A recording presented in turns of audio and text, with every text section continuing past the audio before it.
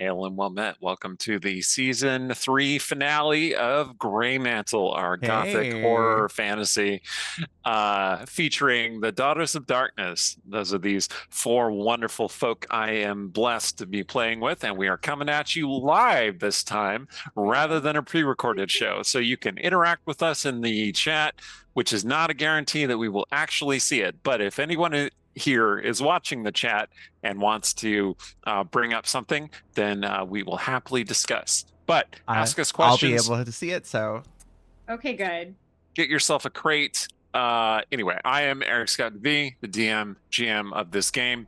I write fantasy and superheroes and dark horror kinds of stuff. You could find my work anywhere on the internet under my full name, Eric Scott V. I have a novel coming out in January, which is called Fallen Angel. It is the third book of my Justice Vengeance superhero series, which is scheduled to be 6 books long. So be looking for oh that. my. And otherwise, take it away, Allie.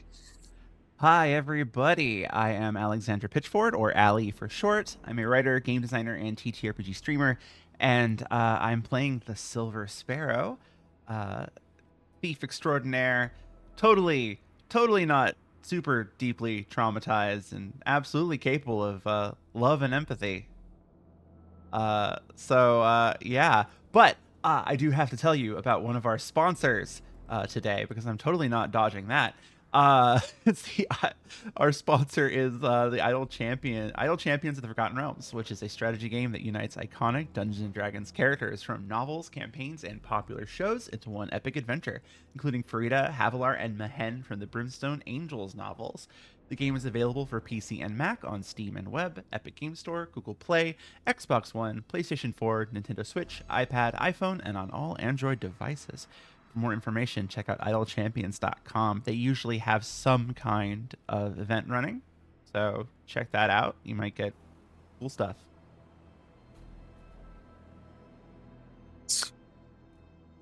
Who's next? Gotta call someone out. Gotta call someone out. Amanda.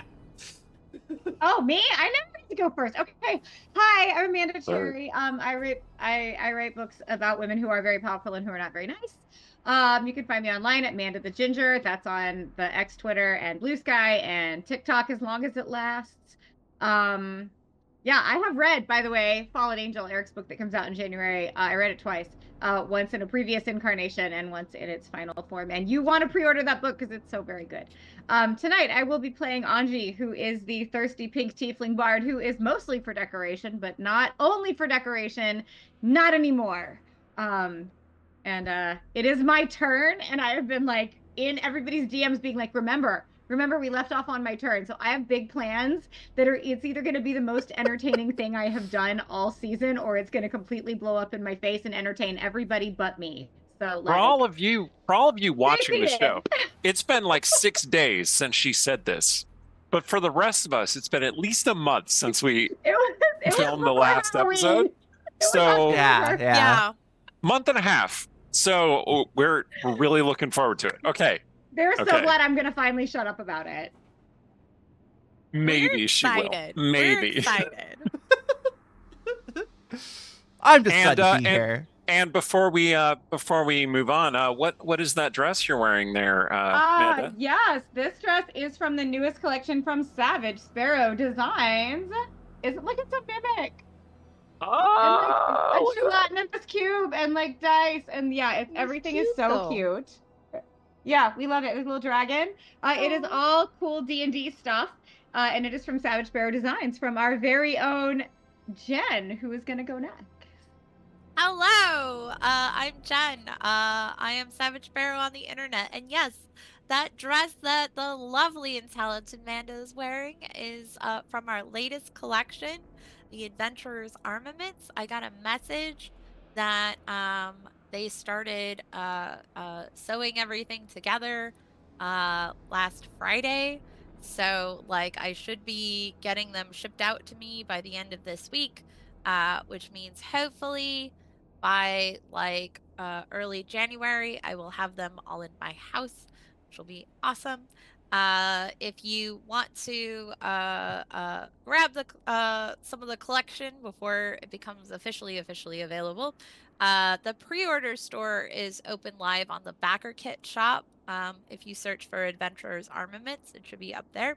Otherwise, again, you can check out my stuff at savagesparrow.com or patreon.com/savagesparrow if you want to view my artwork. I have posted Greymantle art on there before. It's pretty cool. Including of her character. Yeah. Okay. And I should be getting like some little mini prints in the little, I'm gonna make like a little print shop for the stuff that we made up for the last round of conventions we were at. Awesome. But regardless, though, tonight I'm playing Oriana Devereaux. It's why I'm all red. I'm so excited. Like I was saying earlier in the hangout, this character has gone from, you know, just being very unsure of herself and trying to like be a person figuring out how to like kind of like Alice in Through the Looking Glass, where you start as a pawn and if you can make it to the end of the board, then maybe you can become a queen. So hopefully she'll be able to do some queen stuff tonight. Let's find out. Lex. Hi, I'm Lex. I also go by Forta on the internet. Forta. Sometimes VER, sometimes a dash in between those two things, and I illustrate. I play games. Tonight I will be playing Sounder, who is a shifter, boar shifter specifically, Gutter Mage, which is a homebrew by my friend Insanity Games. It's been fun. It's been a wild ride. Mages, wizards specifically, are not made for melee combat, but here Sounder has been in the middle of melee almost every combat we've engaged in, and I'm loving it. That's actually genuinely what this class is designed for, is to be that mage. And I believe going into this session, you are more boar than usual, having shifted into your extra boar form. Yep. Hyper boar. No, Sounder doesn't do that all that often, but when it does happen, it is dramatic and very cool. So, you were saying something, Ellie? Wolf. I was just saying there was that one time with the wolf. There was that one time it was a wolf. That was horrifying. We still don't know what that was about. And Sounder doesn't either, and probably never will. We don't want to know. We don't talk about Bruno. We don't. Okay. All right. Ready to go? Anything else for the good of the order, or are we going to finally see what Manda's got planned? No, it's Manda's turn. Okay, All right. My turn. So, it's my turn. I have dice. Let me set the scene. You're in the Evanescent Spire, which is the heart of Nightside. It typically only appears at midnight and a door only appears at the will of Lilith, the Archon of Nightside, who initially set you on this quest. Lilith is missing, suspected dead, not necessarily presumed dead, but suspected dead, and only her servant, Saran, a black-skinned dragon humanoid creature. They call them dragonborn in less civilized societies, but he calls himself a Drakkar, which is what they are typically called in Greymantle, who is huge and strong and has his mighty maul, which he has used to shatter the floor multiple times, and is currently charmed by Anji. And you have just slain a duplicate of Sparrow, who appeared to be formed of the plague itself. We called it the Gloom Sparrow. And you destroyed it with a series of cooperative work, including Oriana's massive fire blast, which she executed after this cool slide-in move, right next to Sparrow, who was giving of her own life force to sustain Isadora, a cleric from Dayside who is here to fight against the plague, and who is with the Inquisition, although she's trying to keep the Inquisition from destroying Nightside, or at least so it seems. So this is huge, dramatic moment, and the sound of boots treading below start piling in, and you recall that there is an army of purifiers outside who are here to who are here at what their leader Mada, the High Inquisitor, called the Heart of Darkness. So what exactly they're here to do, you're not really sure, but they call it the Heart of Darkness, so it can't be good. All right, they're pouring in. You're breathing hard, kind of, quaking on the edge of collapse. Amanda, So it is your turn. Point of order. Yes. Our little girl Evening. Evening is also there. Thank you for the is reminder. There. And she has divulged to us that she can heal our people of both plague and injury, like anything that has gone wrong with them, provided she has some life force that she can take from elsewhere. She drained a lot of life force out of Sparrow to heal Isadora, who was mortally wounded and infected with the plague. And we have some members of our party who we know are infected with the plague. We have Sparrow, who has had some life force taken from her in order to heal Isadora. We have Tarrant, our, I'm not going to say beloved, because I wouldn't use that word. Be tolerated. NPC, yes. Be tolerated. Tolerated. Their Taylor Swift reference, might write that one down. Who is also like pretty severely injured. It isn't love, it isn't hate, it's just a difference. It just is, it is what it is. And I want to remind everyone of that state of the world, because you see, do you all remember the very first thing Anji did as a member of this team? You probably don't. Yes. Make friends. I see. We were gonna break it. Y'all were gonna break in, and I was like, "How about I get us invited?" Yes. In a full circle moment, as these men come to the door, I'm just gonna make them wanna sit down with Eve so she can borrow their life force. This is third level charm person. And rolled a nat 20. That's 25. That's 25. Okay. Okay. I mean, if it's gonna happen. She's right there. She's right there. I think you might not mean the charm person spell itself, but I like this idea. Okay. So soldiers start pouring up the stairs. Okay, sorry, I probably glitched out there a second because I was laughing too hard. Soldiers come pouring up the stairs. Let me entertain you. And Anji has started singing and is just enthralling them with her amazing performance. And as they stand there, their skin starts to pale, and their knees start to quake as you realize that Evening, the young girl who is with you, who's maybe 10 or 11 years old at this point, is draining their life force out of them. And it's an unexpected and kind of brutal thing to do, but her drain isn't really an attack, so it doesn't break the charm. So, yeah, they start withering, so that she can cause someone else to bloom. Anyway. And so, yeah, I'm hoping that gives some of my teammates here some of their hit points back, including our NPC friend, because that's the plan. Is Eve can heal people now as long as I keep singing. And our plague. And the plague, including the plague. The massive black-scaled Drakar, Saran, who is standing beside Anji. The charm breaks on Saran because Anji's focus is on the troops. Oh, no. And you see Saran just kind of tighten his grip on his maul, but he stands protectively over Anji. Because we had the conversation while he was charmed, because he's like, you charmed me. I'm like, I did, but it's because you didn't know that we didn't mean you any harm. We're your friends too. These people are trying to hurt you. We're going to hurt them. Like, it's all good. For the moment, he seems to be agreeing with what Anji is doing. Okay. All right. So. All right.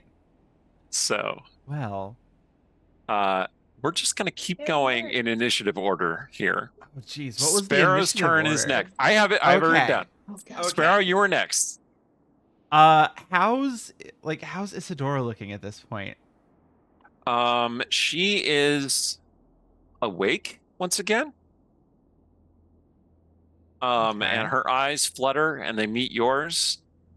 She expressed surprise at being alive and at you being alive and everyone being alive. She seemed kind of captivated and surprised and didn't know what to make of anything. And what do you want to do? Like in the ballads, this would be the moment where you kiss the girl, right? But I don't know what Sparrow's actually going to do. Yeah, that's Like you have heroically sacrificed of yourself to save her life. And she looks like she's expecting you to kiss her. I mean, And Ori is right there, like, I mean, You she's know- like a bit. Ori's not actively paying attention right now since she just did the fireball onto the thing and then had, plague dust rain on her. okay, so it's not like that scene from Thor Love and Thunder when the hammer just starts floating in. So honestly, Sorry. I'm of the mind that Mhm. it's in the moment. She's feeling this kind of wash of relief. She's probably a little addled from having her life force drained out of her. Isadora's breast is heaving against your breast. The Thank you heaving for- bosoms. Thank you for describing it in that way, Eric. It's correct. That's You're welcome. great. You're welcome. But I think I hope think that's in she's- your head the rest of the night. It is. Thank you. I think she's impulsive enough and just kind of caught up in the moment enough with that relief and that sense of yeah. Bosoms. She's Tata. she's No. going to kiss her. Okay. Okay. Now Oriana would turn around. Okay. Perfect. Okay.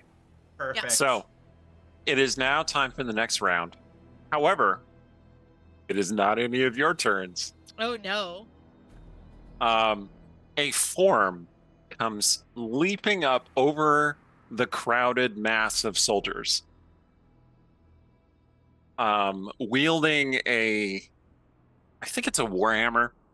It's just blazing with light, and you see Endrin the Paladin. Fuck that guy. Oh, there's And the one. he- There's He the look- one. Yes. It was appropriate. It was appropriate to use for him for this moment. And he says, It wasn't me though. It wasn't me. "Away Sorry. from my betrothed, you harlot!" And he is going to attack Sparrow. So, My dude. Seriously. Bring it. Do we get to kill him, please? well, let's see. Let's see how this goes. It's possible that someone is going to paralyze him and then drain his life force away, which would be an appropriate fate for him, I think. But let's see how this attack goes. Okay. He swoops in. He brings the hammer down, and it would have hit you, but a shield of bright radiance appears right over Isadora's hand, and his hammer hits the shield and bounces off. And then he kind of staggers back onto the ground. His hammer smashes into the already cracked floor, sending up sparks. Can And I he says, "You stay out of this, my love." Are you And he idiot? He hits the shield again, to no effect. Ugh. Because that's the cool thing about the shield spell. It lasts until your next turn. So, You idiot. I saved her life. and now I shall take yours. Oh, My dude. Seriously. And Isadora says, "You idiot, I just saved your oath." And he says, "I care not, she must die." On a scale of Just 1 to get rid of him, Where are we on this? Well, I will tell you Sounder. exactly where we are on that scale. Where we're on that scale is it's Sounder's turn next. That Sounder asking Isadora, like, just, She's too distracted. She's too distracted facing off with her betrothed boyfriend, husband. Problem. He right said now he's her betrothed. problem. He's her problem. Is what he is right now. Well, he's everyone's problem. Always Anyway, everyone's problem. He looks furious, and he did just try and He did. smite Sparrow. and 100% Twice. there will be consequences. Okay. All right. And- Well, All right. Sounder, Sounder, what you gonna do? please Consequence him. Consequence him. Consequence him. Love it. Oh, that's not that one. Never mind. There is still a lot of rubble here, right? Yeah. Oh yeah. Ooh, This tower has seen better days. cool. So, Which not all the damage inflicted on the tower was from the hot black scaled Drakkar, but a lot of it was. probably. So, Fair. I think that dude is real strong. Sounder just kind of sighs, picks up as big a chunk of rubble as they can manage, and that's not Which is a entirely lot true. because you're fairly strong and you're a boar. It's not. That's not how this particular shift works. They're not It's fine. actually any stronger. I get it. It's fine. But we're gonna catapult. We're gonna catapult this chunk. Yeah, it's of, still let's not a say pebble, roughly right? Roughly 5 pounds of, Okay. Just pick up a rock, turn it into a railgun round, and just Yeah, so it's a DC 14 deck save for him. okay. He matrix leaps out of the way. Ah, Damn it. So those of Hey, you who so are can I Silvery Barb's reaction that? Can I? Please? you could, but he rolled a 20 on his save, Dang. so it seems unlikely that that would actually work. Rude. Just- Those of you who are sensitive to magic, which is to say all of you, Hey. you can see this like shimmering power around him, but it's wavering and crackling. okay. If you would like to make an insight check on your turn, I might give you some hint about what that might mean. Not my turn I yet. think I would still like to use that Silvery Barbs because it makes him re-roll that D20 and use the lower roll. Okay, sure. He'll probably still succeed. He does worth still, it. still succeed, but Okay. yes, he didn't dodge it quite as well as it should have. we can't have him have a Matrix leap. We just can't. Just Yeah, can't. have that. On that's- principle. that's We're fair. against that. We're against it. Okay, Sparrow, Isadora next to you says, "Damn fool! Always looking for glory. I'm not going to let him hurt you." Thank you. He does need Isadora to calm reaches down a bit, doesn't he? Isadora reaches up and touches Sparrow's face, healing her. Oh. Because remember, Isadora's a cleric. I know you haven't had a cleric most of this time, so Yeah. What is this healing you speak of? We sent never to heard of it. 22 hit points. Wow. I think that tops me up, honestly. Great. All right. It feels a little strange, having all this radiant energy poured into you. Ugh. Not something that Sparrow is accustomed to, No. but it makes you feel, well, I don't know. How does it make you feel? I think she's kind of uncomfortable Mm. by it. It's just like, oh, what is that? What just makes my skin crawl? What's happening? He says, my turn. "Oh, well, you're welcome." Anyway, it is Tarant's turn, in fact, and an arrow flies out of the shadows, and Endrin bats it aside with his shield. Ori, Yes. it is your turn. So basically, if I can describe the order of events for a second, like the Ori basically, finishes vaporizing fake Sparrow. The plague dust rains down. The dudes bust in, and like she finally gets to catches her breath long enough to look over to see if Sparrow's okay, and sees the very spur of the moment romantic kiss scene, and Sparrow has just enough time to see Oriana look completely devastated before the shing of the dude's hammer comes down and hits the shield. This is a key question. Mhm.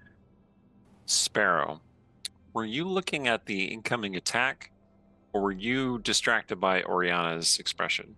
Oh, absolutely distracted by the expression. Okay. Proceed, Ori. She is going to Eldritch Blast the dude. Uh-huh. So let's see if I hit first and whether or not oh, I failed. In fact, I critically failed.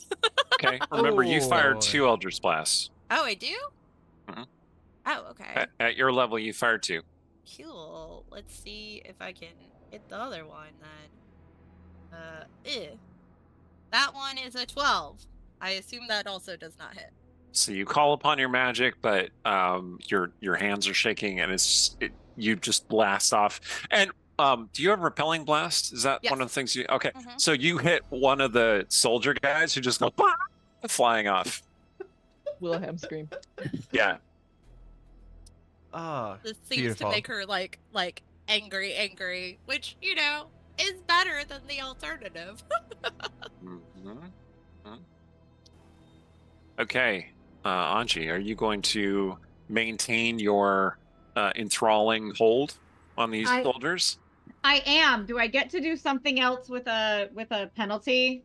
You If it no, doesn't- you if it don't doesn't even hit have a my- penalty. Okay. You just can't cast another concentration spell. I did know that, which is why we got this fool trying to hurt Sparrow, like zinging Forta's zinging Sounders rock off of him. So I'm going to shoot him. Excellent. With my gun. Excellent. Okay. Make an attack roll, please. That is 15. So I will just take a little aside here. When we were determining whether Anji would even carry around weapons at all, I asked Amanda, "Hey, would you like a gun?" And she's like, "Yeah." And Yeah, I'm like, "Would you like a gun that you know how to use, or just like a big gun?" And I was like a tiny little gun that I can use. I just like a little bitty one that like lives in my garter. Like, well, good news, because you actually hit him with your gun. Okay, all right, roll for damage. That is 8 points of piercing damage. Wow.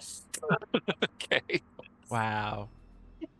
I am keeping all the bad guys enthralled so that Eve can steal their life force and heal everybody, and I shot that fool. I'm having a very good night. So far, so good. Yeah. Things are going to get terrible in a few minutes, I could just tell. But right now... Oh, more than likely. Anji's like... Okay. All right. Yep. He seems as surprised as everyone else. All right. All right. Sparrow, your turn. Oh. Okay. Well, Sparrow at this point, like she kind of pulls herself up, sword in hand once again. Isidore takes a protective stance in front of you.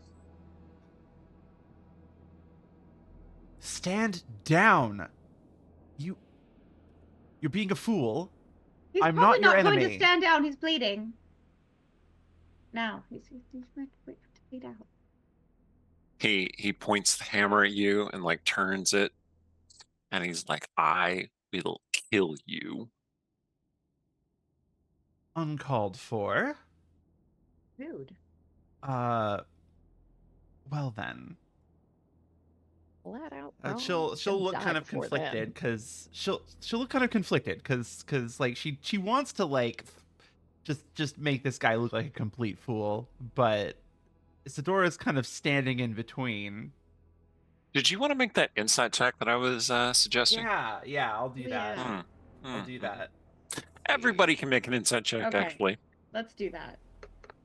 All right, insight 16. 15. 11. I'm going to Also take 11. these horns off because they are hurting my brain. No worries. Eh. All right, I'm gonna actually roll a deception check for him, and we're gonna see. Okay. Lovely. All right, so Ori, you're a bit distracted. Yeah. Sounder, what did you get on your check? Also an 11. Okay, yeah, you're too far away to really make sure you understand what's going on. Sparrow and Anji, you understand this, the two of you, for different reasons. One, Sparrow, you have fought powerful enemies before, and often antagonizing them and jibing and bantering at them makes them make mistakes. And this is a guy who is on the verge of completely losing control if you continue to belittle and humiliate him. He feels challenged. Okay? All right. That's the insight you derive. Anji, Mm-hmm. you have seen so many men like this before. This is classic male poser behavior. I love this crown. This is excellent. Okay? Okay. Amazing. There have been thousands of men who have walked into the tavern where you were singing, and they act entitled and possessive and like they're the best, and they're not. And all that would have to happen is for this guy to be shown unequivocally that he is not the best in this situation. Okay. For him to fall apart. So Okay. I think Sparrow's what I'll action. do then. Oh god. My action. Well, so I'm not going to attack just yet. I'm going to cast Armor of Agathis on myself. Okay. While saying He's also nursing a bullet wound. He's like, Yeah, ah. So yeah, that kind of like shadowy frost kind of rhymes Sparrow as she says, "Look at you.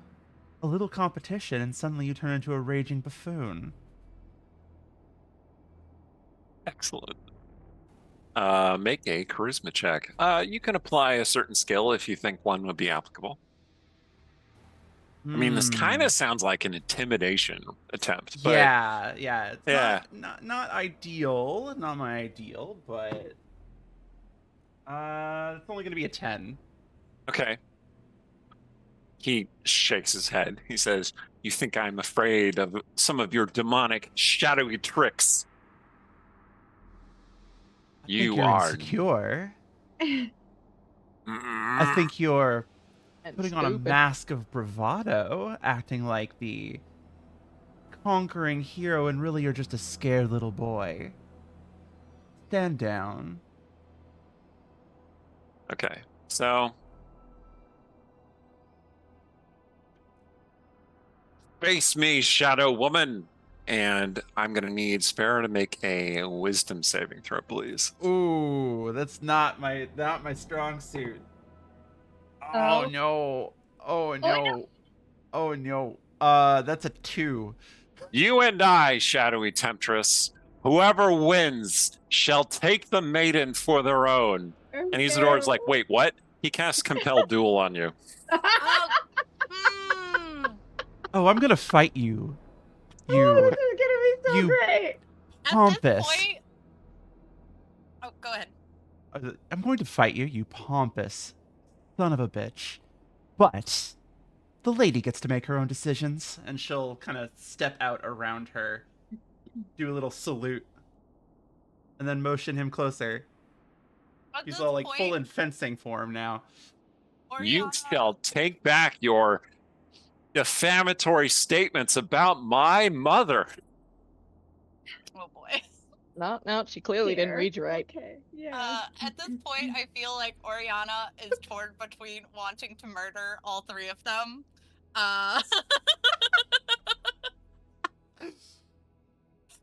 Just like, Okay. Mhm. So he casts a spell. Oh, it was the bonus action. And he charges forward and swings his hammer at you. So Here we go. Really wishing I had all my gear right now. That would have been great. you picked the wrong Sparrow to play. I did. Classic mistake. I picked the one Well- with emotional growth and not the one that had all the All stuff. the hardware. All right. You So picked software over hardware, and now you're paying the price. so that's going to be a 21 to hit you, which I'm pretty Oh, sure that- hits you. Yeah, that would have That's hit me gonna either hurt. way. That's That would have gonna hit me hurt. either way. Cool. But I have the armor of Agathis up. That's good. That's good. Oh, he didn't roll all that high. You don't need to worry too much. Yeah. Let's see. He is smiting you, right? So Yep. he does 19 damage to you. Okay, Some of it so- radiant damage. Are you resistant to radiant in some way? I'm not resistant to radiant now. Okay. But that takes the armor of Agathis HP away. Correct. But so How much it does damage does it do to him? 10. 10. Okay. So the armor explodes into shadowy ice upon him as well, and he takes Yup. some damages. Okay. He shouts in rage and anger. And I mean, and Sparrow will like kind of cry out and stagger back. She tried to dodge, and it was not quick enough. And he's going to bring around his hammer for another attack. She's still a little stiff, little awkward from having her life force drained. That is going to be a 17 to hit. Oh man, that'll hit. Does it hit by a lot? Not a lot. Okay. So that radiant field appears again, and his hammer just bounces off of it. And Isadora is standing there, going like this, holding up the magic. Blood is starting to leak out of her nose because she was almost dead just like 10 seconds ago, right? Yeah. Isadora. He says, "This is our fight. You stay out of it. You're right. You focus upon me, callous woman stealer." Look at yourself. He has no banter. Look at yourself. You care more about fighting me than you do about her well-being. Shut up. Okay, and it is going to be Sounder's turn. Which, all this is happening and being happening, and Sounder has been kind of peanut gallerying in the background as much as possible. So the shut up, you mad? And All right, are you trying to distract him or just make him have a worse time? making you him could have do a that. worse time as much as I am able to do so, but it's not really Sounder's not a talker, not very good at it in that sense. No, Sounder's just yapping as she's doing what she's actually doing, which is magic missile. Because, well, okay, if the rock didn't work, you can't dodge the missile. You just can't. Okay, yeah, you can loose a magic missile at him. It's just going to do automatic force damage. So how much damage are we talking? And how many I'm casting missiles? At second level. So that 4 is missiles. 4 missiles. Yep. Great. It's always a Come great on. debate on whether magic missile is supposed to just you roll 1d4 and all of the missiles do that much damage, or if you roll the missiles individually. And I think you should always roll the missiles individually because I think it's much more fun that way. Anyway, Yeah. I'm seeing those rolls come through. 4. And Oof. attached to that too, I'm also apparently I forgot this feature of my class, Shotgun Arcanist. Okay, So yeah. I can attach an additional force damage to a spell that I, cast. Yeah. One instance of damage to it. Mhm. But additional force damage equal to my int modifier, which is 3. Okay, great. So yeah, that 2 Nice. make that a 5. Great. Nice. Yeah. Pew, pew, pew, boom. He reels back. He says, "Do not interfere. Your turn shall come, boar You're a person." twit, and I'm also going to bonus action make use of my parkour casting, Firebolt. Okay. Make an And attack I am roll. aiming for his big fat mouth. Okay. Yeah. So yeah. Does a 21 hit? It does. Cool. And I believe your firebolt will do 2d10 damage It at does. this level. That is 11 fire. Okay. Yeah, he's getting beat up here. Okay. And that will make it Isadora's turn. She has fallen to one knee and she says, "Endrin, please, just stop." And she comes to heal Sparrow again. She can't do quite as much healing because she doesn't have that many spell slots left, but here we go. That is going to be 17 healing. Not bad. Yeah. Well, that tops me up again. Okay. All right. So, the next person who is going to act, Anji, is the one who's going to see this person appear, and that is Mada. You see them come walking up through this series of soldiers, and the Inquisitor locks eyes with you, Anji, and I'm going to need you to make a charisma saving throw, please. Uh-oh. I don't know. Anji's pretty charismatic. I mean, yeah. 28. What? 28. 28. That was not 28. 20. Wow. Okay. So Charisma, you say? Oh, I got you. you did not meet Lord Robelard's eyes and thus glimpse eternity.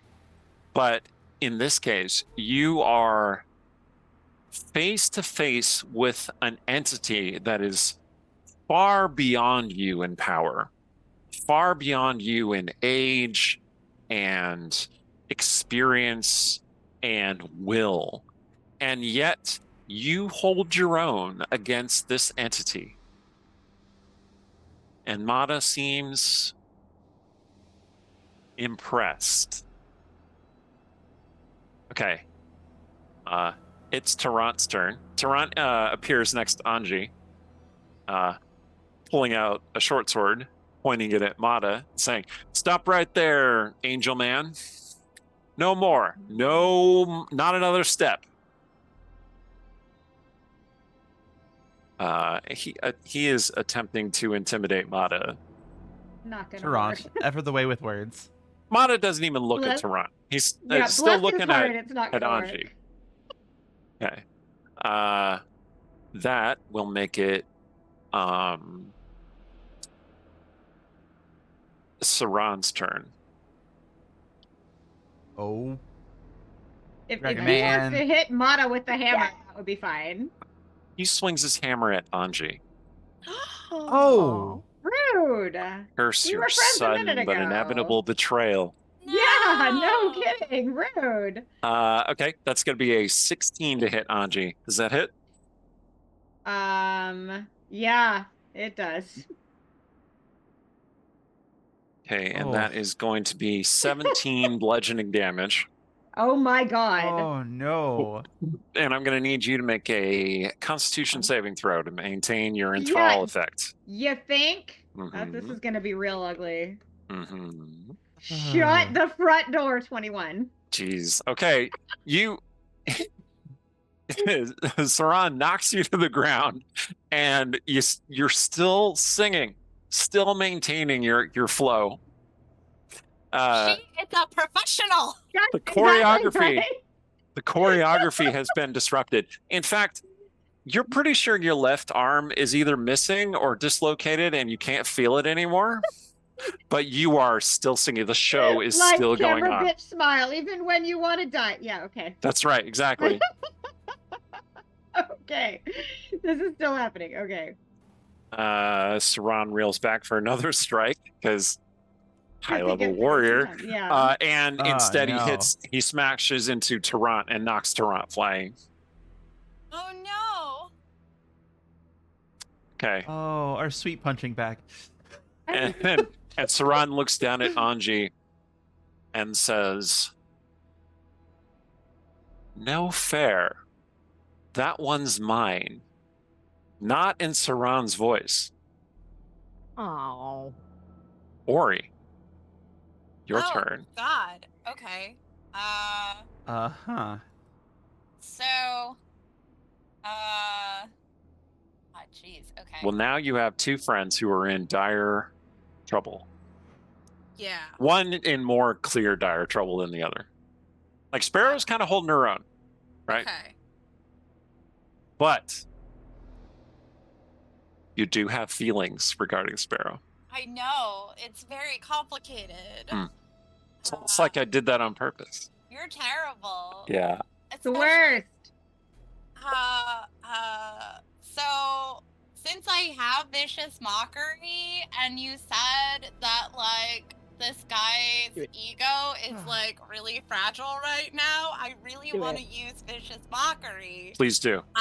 Do it, And I want to say to him, you are so weak that you're not even worth the breath to finish this sentence. Oh, yeah, disadvantage on his saving throw, too, because, like I said, his ego is really, really weak. Yeah, he failed the save. Cool. So, he takes some psychic damage, right? Good. Go I'm ahead glad and roll you the did damage. that. Ooh, all right. Oh, 7 damage. 7 psychic damage, okay. And the other effect is that he has a penalty to... I think puts disadvantage on his next. Yeah, disadvantage on the next attack roll Yeah, before the okay. end of their next turn. Great. Okay. And then, she'd kind of shoot Sparrow a look and then go to help Anji. Free action, I'm summoning a Flame Blade. Okay. I don't think that's a free action. I think that's It's a a bonus action. Sorry. But yeah, a blade of flame appears in your hand. Yeah. Okay. Speaking of Anji, it is Anji's turn. Let's go. Yeah, okay. So vicious mockery is a cantrip. So could I Correct. technically insult his manhood without breaking the concentration of the other spell Yeah. I'm Yes. Yeah, that's exactly what I'm going to do. I'm going to tell him what a tiny little man he is. He's brought a little hammer to a battle full of magic and gunfire and oh, bless his precious little heart. And just literally do every sort of Southern Junior League girl insult on this man. That's a wisdom saving throw 17 for him. Okay. He made the save. That voice, which is not Saran's voice, says, "Darling, I invented that technique." And then he pulls back the hammer for another strike. Lots of hammers in the scene. Okay, Sparrow. Yeah. Too many Your turn. hammers. Too many Okay. hammers. Well, I think, let's see here. I think what I'm gonna do is I'm going to use Hexblade's Curse Okay. on Endrin. So she'll Sparrow will just kind of like, point at him with her offhand and whisper something, and then like this inky baleful rune will kind of like appear on his armor, just Okay. marking him. Right. And then she'll just kind of smile and go, Uh-huh. well, do you really want to see what I can do? Let's find out. And then she'll lunge at him with her sword kind of blazing with that kind of radiant light. Alas, I cannot do the spell I wanted to do because I did the other thing. That's okay. So I will just Isadora is technically throreatening him, so you could, in Okay. theory, do sneak attack on him. Okay. Just saying. I'll throw that in. Okay. Go ahead and make your attack. Okay. Let's try this. Boom, boom. Oh, come on. I do have that inspiration, Yeah. so I'm gonna burn that to. Doesn't the Dragon. Hexblade Curse give you advantage to hit? I don't believe so, but Oh, let me. I'm pretty sure it does something like that. But Hexblade's Curse bonus. Get out of my way. I get a bonus to damage rolls, score a critical on a 19 or 20, and then regain There we 6 go. HP if they there die. we go. That's So, right. Okay. Yeah. the second So one was a using your 22. inspiration, you do hit. I do hit.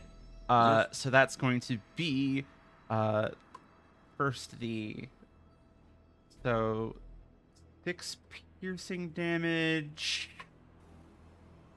Okay. 6 piercing damage. Only one radiant damage, and then where do I find my sneak attack? Here we go. Well, if you're a third And- level rogue, it's going to be 2d6. Yeah, and then another 3 sneak attack damage. All right. It's just kind of a glancing blow. Yeah. His armor is very thick, even though you have cursed it and weakened it. Oh, He's that's still right. soldiering so, through. Yeah. So I did on top of that I did an extra 3 damage. So Right. From the Hexblade's Curse. Yep. yes. All right. He's barely hanging on. Barely. Okay. And it is his turn next. And oh, okay. Now, you stabbed him through the shoulder. Okay. It was an excellent lunge. You just right there, and it just goes into his shoulder, and it goes right through his shoulder, and he reaches up and he grabs the blade, and he pulls you toward him. He says, "Well struck." Grabs your throat, but not enough. And Isadora cries out once more. She just says your name. She just says Sparrow, which is maybe the first time she's ever actually said your name in earnest. And Endrin just backhands her out of the way. Oh, dang. I yeah, hate no him problem. even more now. Backhands her out of the way. Feel like a Which big causes- man now. Which causes 2 things to happen. One, it breaks the rules of the compelled duel, so the spell fails. And 2, it breaks his paladin oath. Yes. So his Oh. power suddenly unravels. This light that you were seeing that was cracking around him shatters and collapses into billions of tiny pieces of radiance that dissolve into the ground. And he is suddenly powerless. And he looks at Sparrow with overwhelming hatred for multiple reasons. Yeah.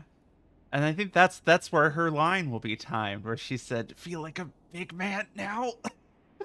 And he opens his Anji mouth. segues into the smallest man who ever lived. Alexa, play. All right. Yeah.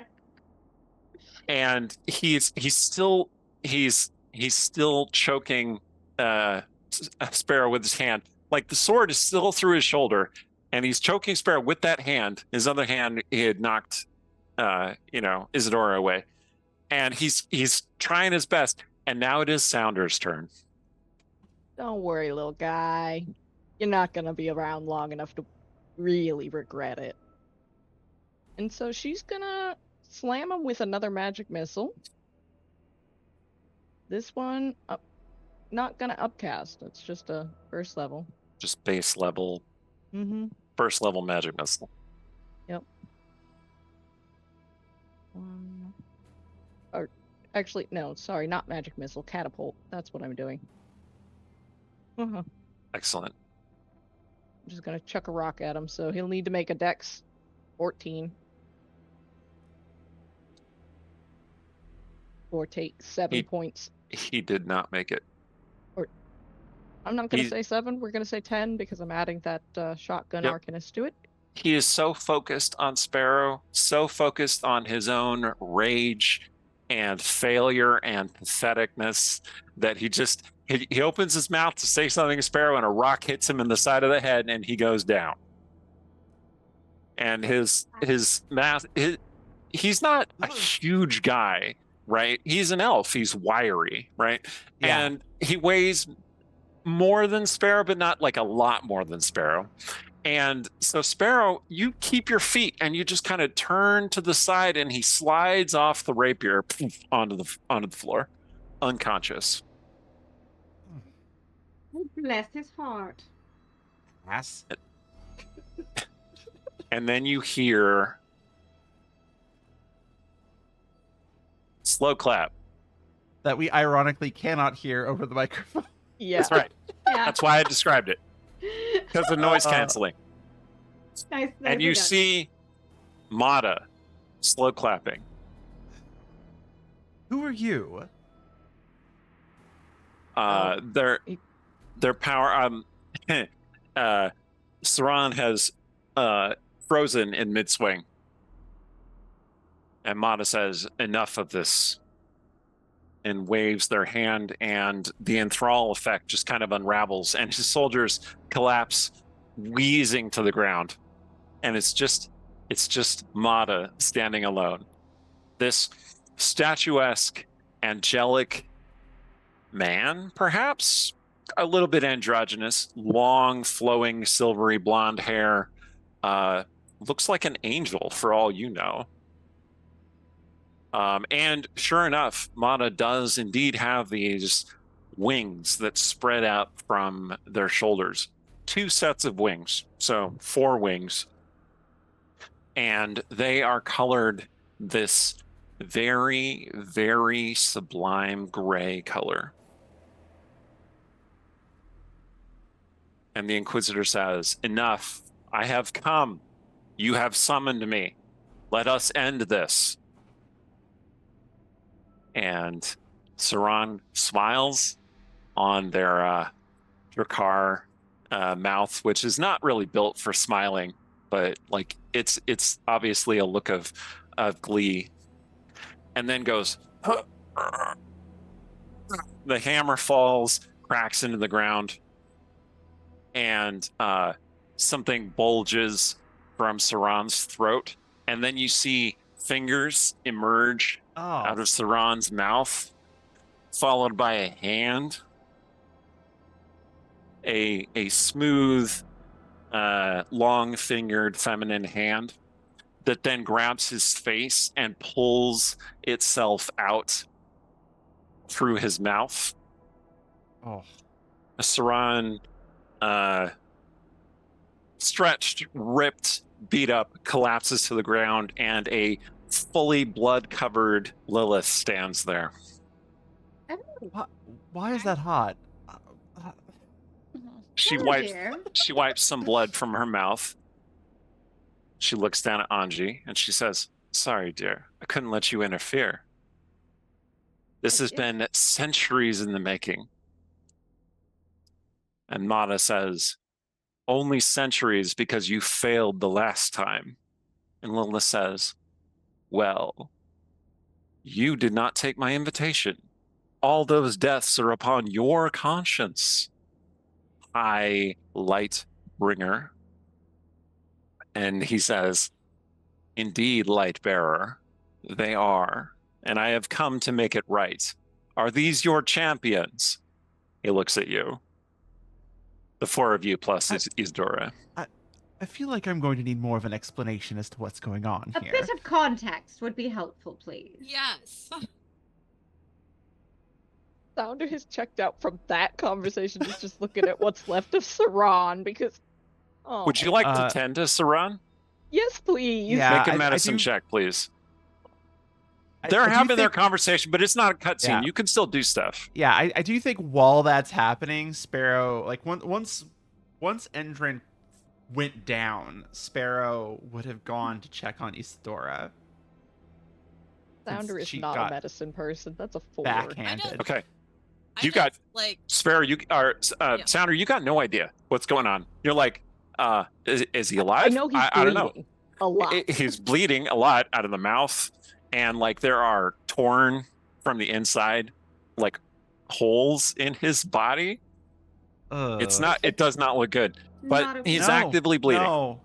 Okay. Sparrow, you turn to Isidora, and Isidora immediately goes to Endrin. And she kneels down beside him and immediately casts a healing spell on him. She says, "You fool, you damn fool." And Sparrow, you're standing there. Yes. Little shocked at that. And the camera moves slightly to Ori's expression.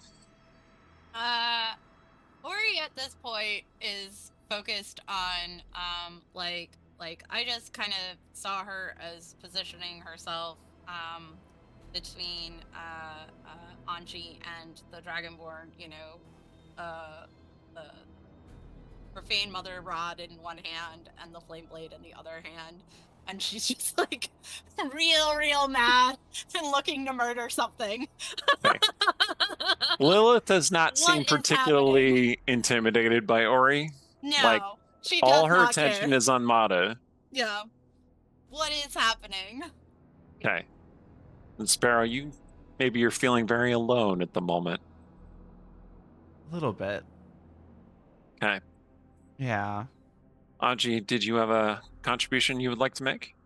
No, because I will say that once someone else has knocked all of the other bad guys out, I'm gonna drop the spell that was making them Yeah, compliant. it just 'cause I don't need that anymore. he dispelled it, so you've already dropped it. Yeah. I am trying to sort of I'm like sort of laying there half dazed, half alive. I do sort of want to see what evening is up to. And I'm sort of gonna turn my head enough to check in on Tarant and see like if she got to healing him while she still had access to bodies to steal from.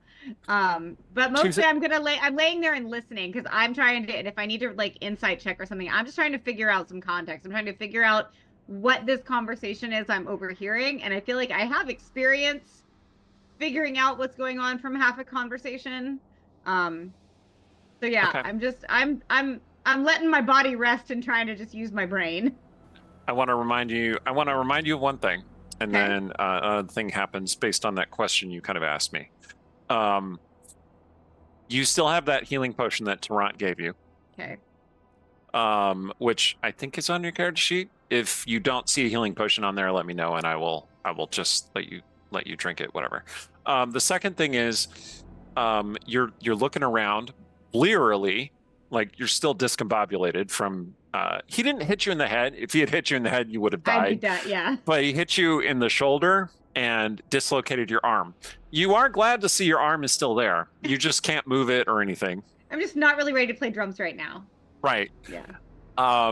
But when Mata asks if these are Lilith's champions, he goes, ah. And then all of the soldiers who were like woozy and staggering around just all of a sudden just drop to the ground. And there's only two people standing over there, Mata and Evening. And Mata just kind of casually starts to point toward Evening, and Lilith says, stop.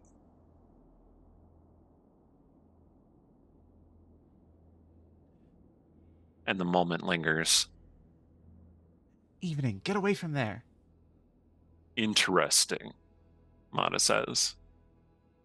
So, you would put the fate of this city and this world upon this child.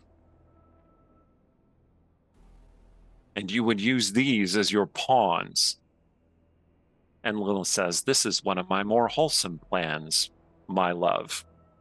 And Mata says, do not speak to me of those old ways. That was ages ago. Lilith smiles. So, my champions, she says, what have you decided? Will you stand with me? Or will you stand with him?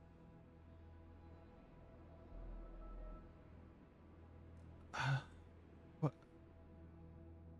I see you are confused. Just a bit.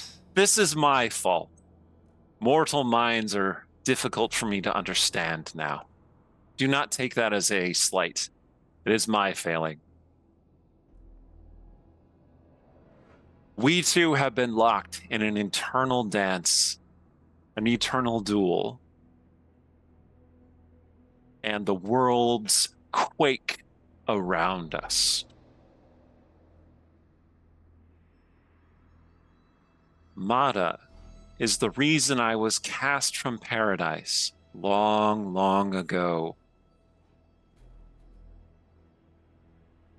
And I have been looking to settle the score ever since. And this game, that's why this... Is that what happens? How long ago was that? 60, 80 years? And she'll look at the others. The last time this happened. You refer to the previous plague, Mana says. Indeed. Yes. It is a frequent curse of this city. Balance can only last so long before some power boils over. In that case, darkness exceeded light, and doom would fall upon the city.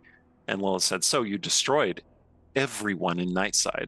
And Mana says, I did what I had to do to keep balance. And Lilith says, that is your problem, Mata. There is no balance. There is no balance when there is freedom of choice, freedom of will. You are a fool, and you have spent eons being a fool. And Mata says, this woman is mad. She has engineered these events and destroyed all of these lives. Stand with me against her. Destroy this tower, and Nightside can be purified. I feel like I'd rather choose the mad woman than the scourgifying fellow. Yeah. If I Why have to do pick you- a team, Why mad do woman. you get to decide what it is, how we should live our lives, what is good, what purification even means? How dare you? I don't know if the rest of you ever had an ex who Yes. stalked you, tracked you down, threatened to burn everything to the ground, but that is sort of a thing that wicked men do, and I'd rather we just destroy him. It's all the same. Yes, to put it quite bluntly, screw that guy. Indeed. Hmm. I believe I'd rather side with her, even though she hit me twice with a hammer. Sorry Not about that, saying darling. something. No, you're not, but it's fine. No, I'm not. Besides, she did It give was me really good entrance. this shiny sword. How can I go against that favor? Hmm? So you are mercenaries, Mata says. Always and forever, my dear. Then you should stand with me. What I can offer you is greater than anything this lesser creature could possibly offer. You see, there's the Sounds problem. like a man. There's the problem. I don't break a contract. And I don't believe men when they claim they can do better than their female counterparts. I Just just me. don't like you. I mean, that too. Also, Mata looks to Ori and says, that is a shame. I have worked in concert with your blood for many ages, Princess of Hell.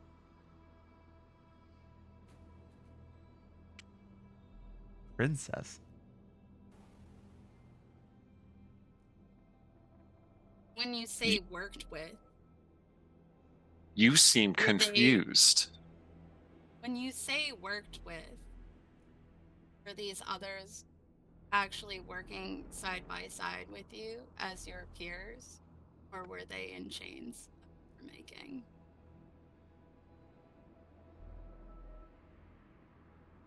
An excellent question. You do not understand the scope of what I am saying.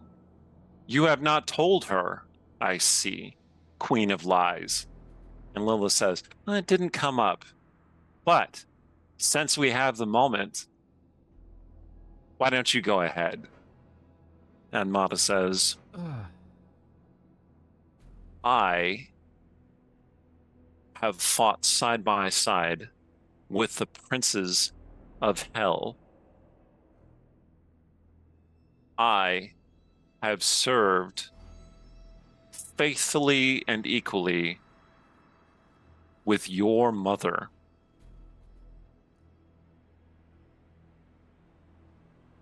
But you do not know the truth, the full scope. How about you share it and stop pussyfooting around? 'Twas I who assisted in the overthrow of your grandfather, the former king of hell. I'm sorry, what? A pact I forged with your mother, the queen of hell. oh, delightful. Why should I believe you?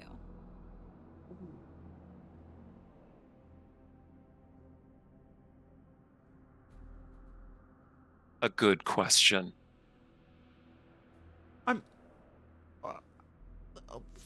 Let me interject for just one moment. Are you suggesting that her mother is Valen?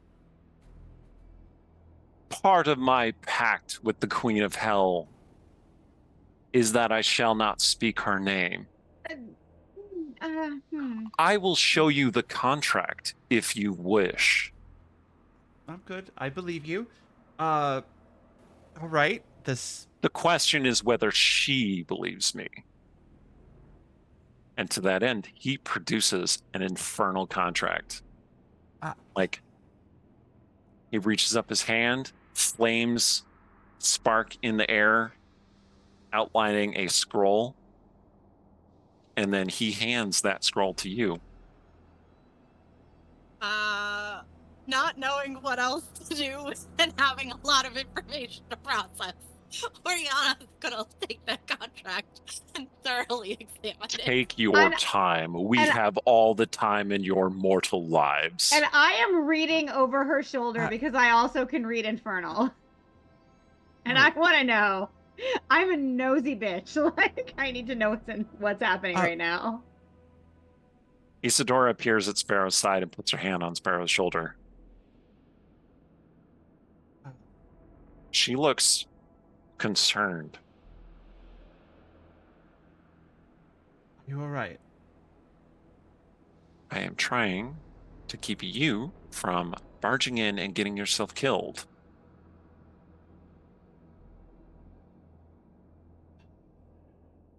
Fair enough.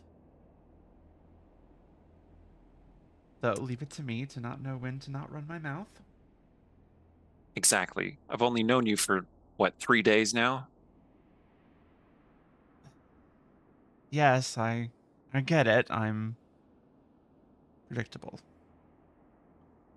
All right, Aura, you're reading over the contract. So, in your time as Hellfire Mob Princess, you have seen a lot of infernal contracts. Mm-hmm. You apparently have one yourself,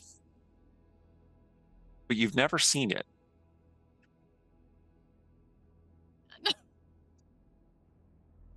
This contract is between Mata, the let me consult my notes here.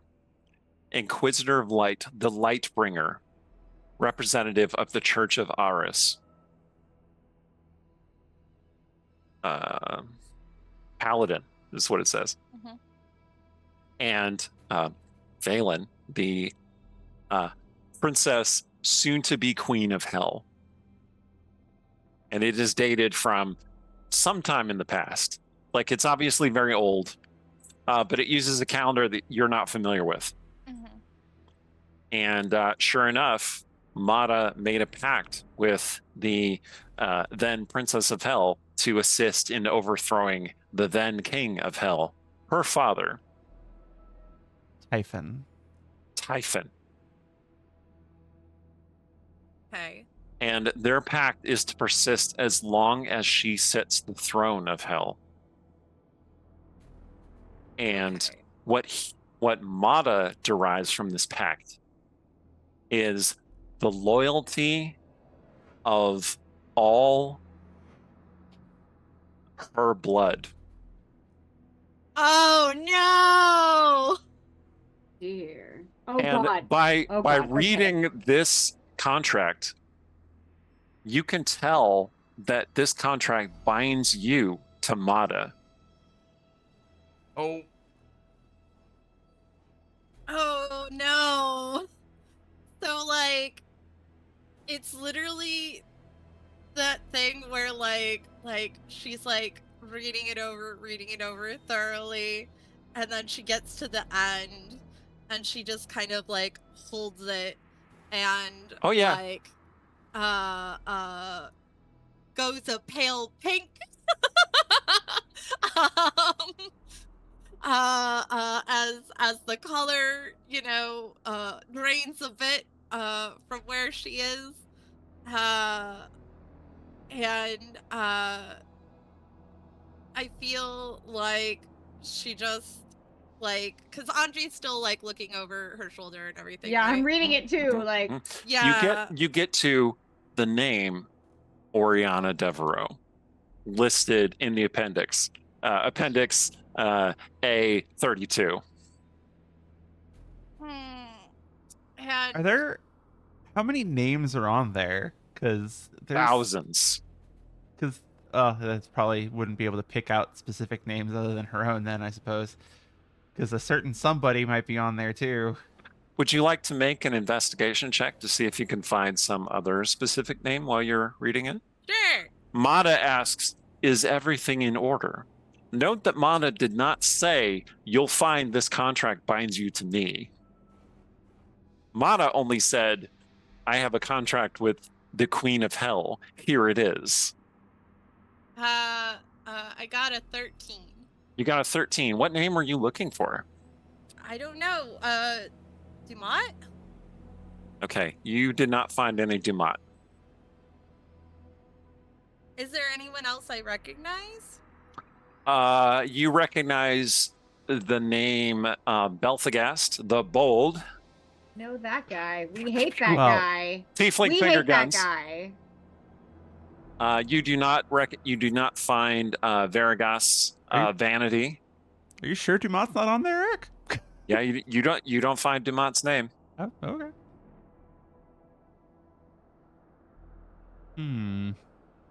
Okay.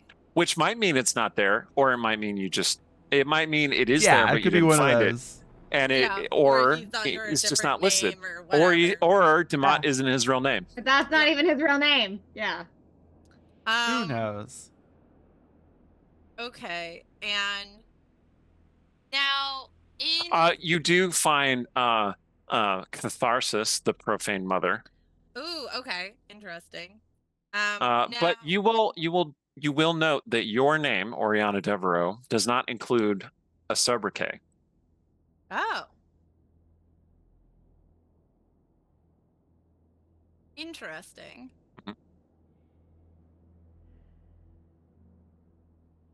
Lilith says, "Have you completed your reading yet? I know that such contracts can be tedious." Amada says, "Patience, Morningstar."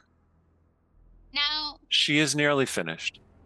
to help me understand the two sides that we're dealing with here, it is essentially freedom and order, right? So it seems. Okay, cool. But we've also got plague or fire. Right. Cool. Rock in a hard Mhm. place. I'm ready to do something real foolish just as soon as I get Me it. too. Me first. Okay. Okay. I think we're both going to be very entertaining here in just a second. All right. Well, let me give you some more context. So Okay. they will keep talking while you're reading the contract. Mhm. Amada will lay out the pitch. Basically, Amada, as the Lord Inquisitor of the Church of Aryss, the Light Bringer, brings the light to places in the world that grow too dark. They correct the balance. Nightside is unbalanced and it is leading to destruction in the city. Those with the plague must be eliminated. The plague itself must be purged. Those who survive will be left to live.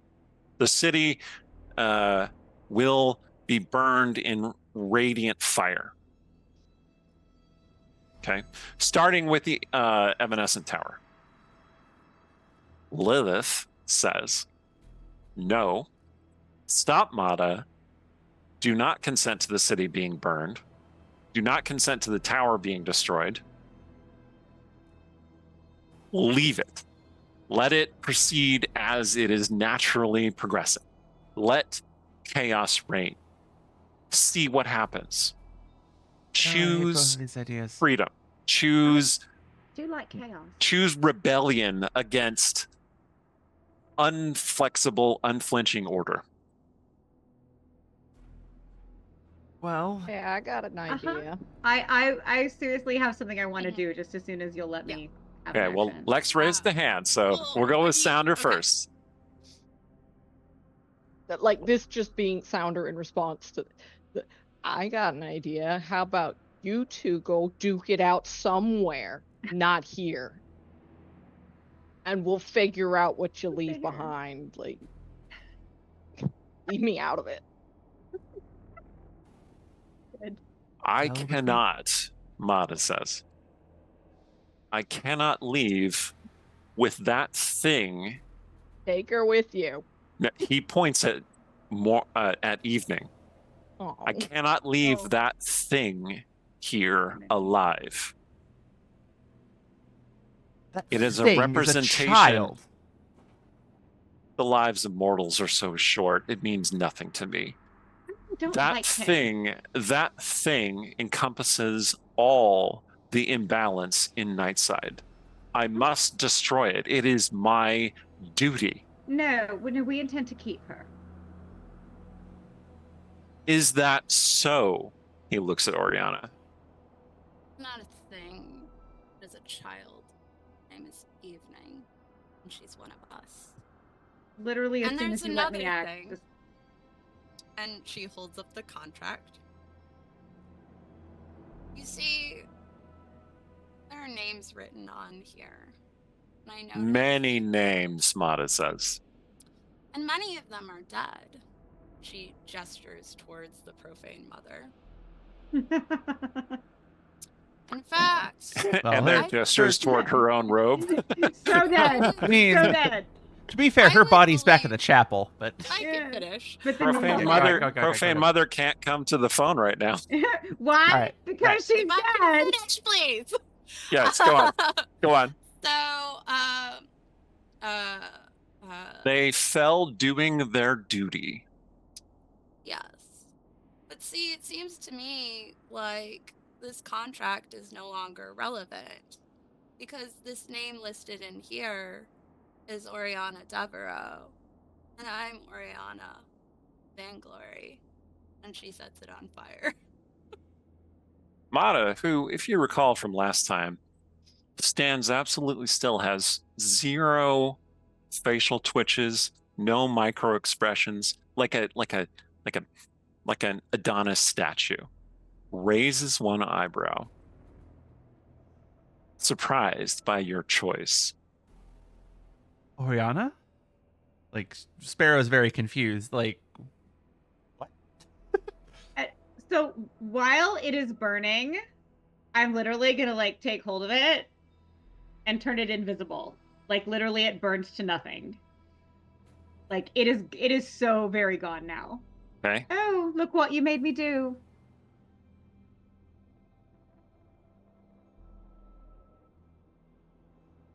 So, this is your decision then. You choose chaos. I choose my city, and you're not welcome here. At the end of the day, worst comes to worst, if we figure out how to kill you, I think we can figure out how to kill the other one. Lilith goes, ooh, I like you, Sounder. Mata raises one hand, and this star bursts into being above their hand, materializing into a spear that then descends into their hand, which they take gracefully.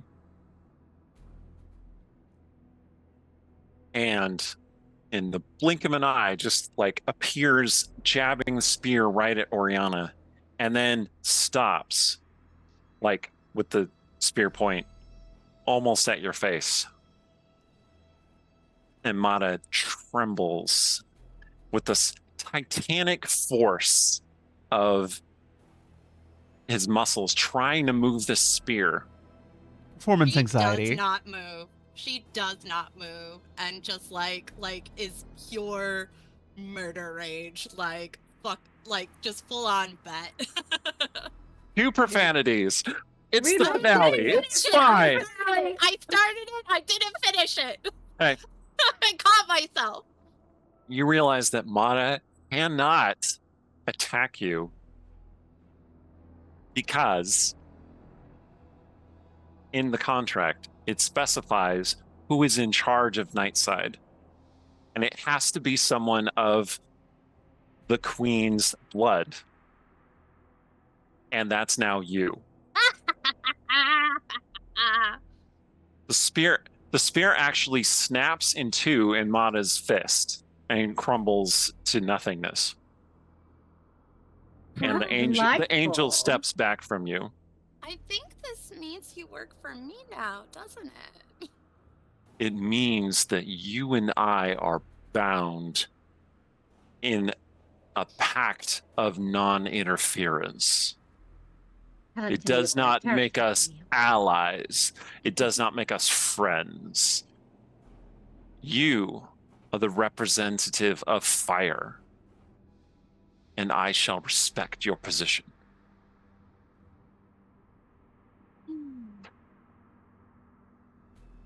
Mata turns back. You should let me slay the child. If you do not, the plague will persist, and more will perish, and their deaths will be upon your hands. Oh, wow. Don't listen to him. No one's full of it. killing any children here. Remember when I told you I wanted you to leave? Do that now. I am advising you as to the best course for your...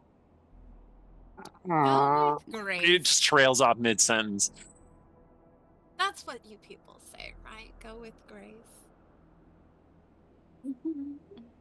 Mm-hmm. This is not over. profane mother. Hmm. And in a flash of light, Mata is gone. Hang Oh. on, what? Power looks good on you, Ori. Lots of things.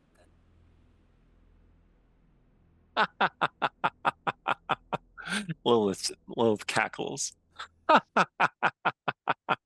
Oh, so well done. Ah, my profane mother. Amazing.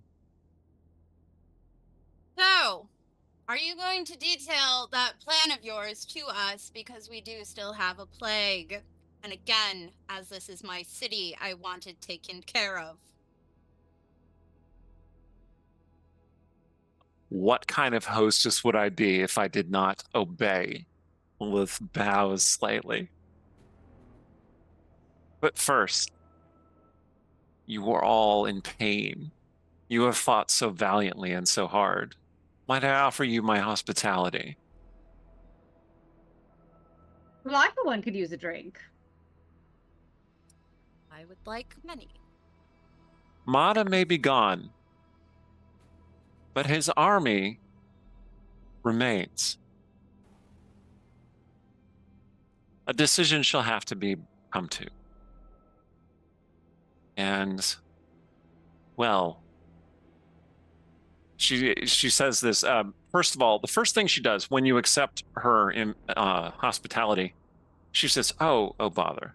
She waves one hand and reaches down to touch the limp form of Saran, who Sounder is like kneeling next to and like trying to hold the blood in.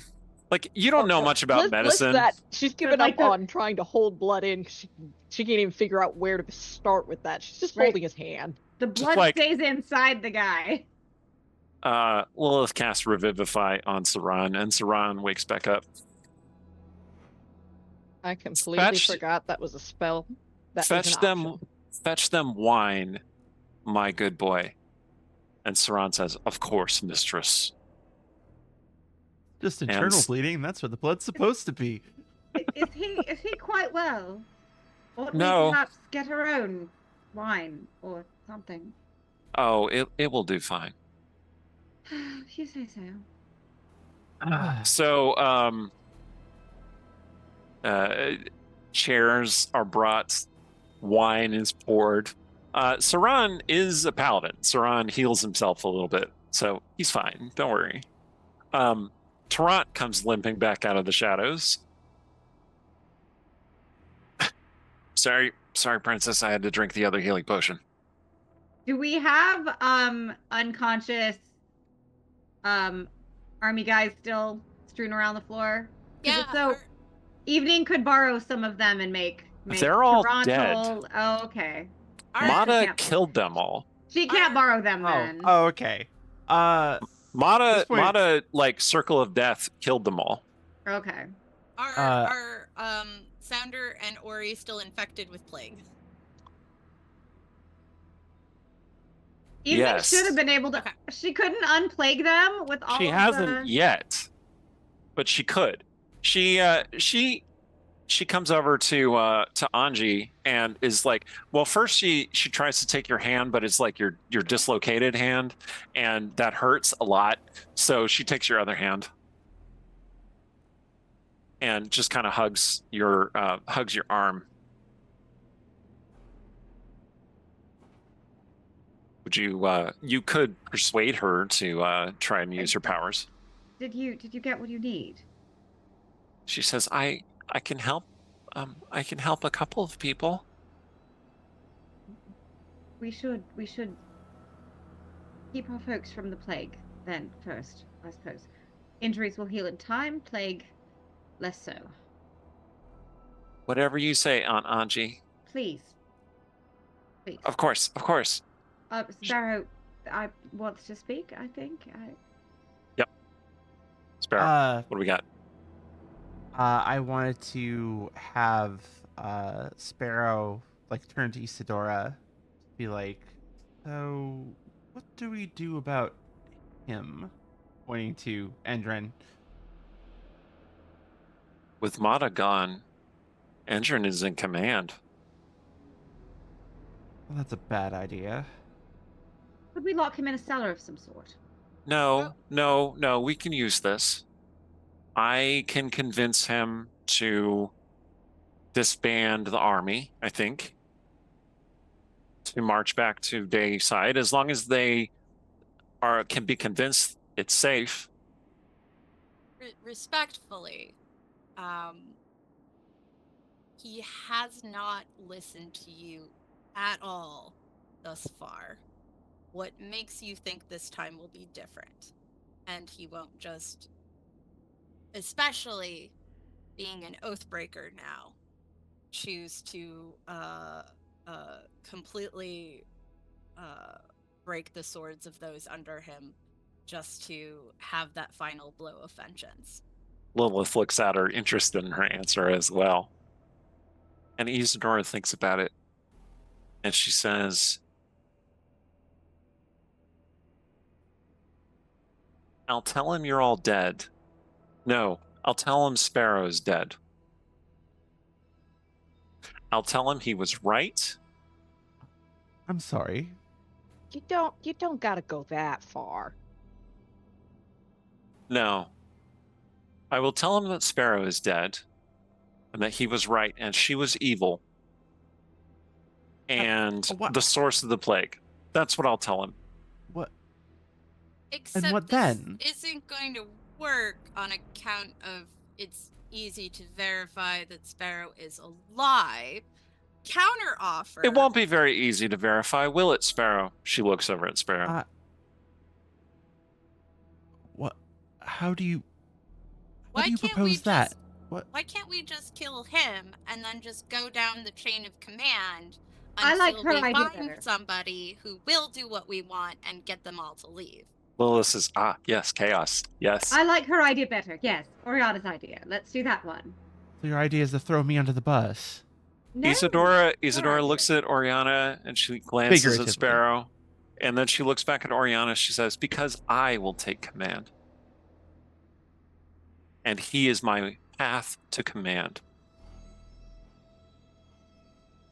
Could we lock him in a cage, perhaps, just for fun? I will lock him in a cage. Yes, a cage of his own inadequacy and doubt. I mean, I meant one made of iron, you- but I suppose. Are you all right? That I'm works starting to wonder too. if that backhand knocked something loose.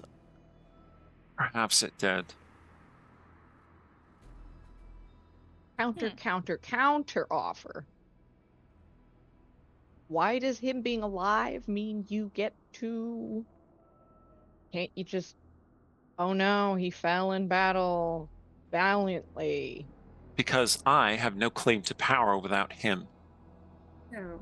But he is broken and controllable now. Indeed. We could also break him further, if that would suit you. It might. Or we finish him and you... They've already proven that they... You're better than them, Isadora. I am better than them. You could And I stay will prove it. here. Perhaps. Start over. You don't have to go back to those idiots. Sparrow. She touches you on the face. You're embarrassing yourself. I have made my decision. I won't forget you. But it was never going to work. Farewell.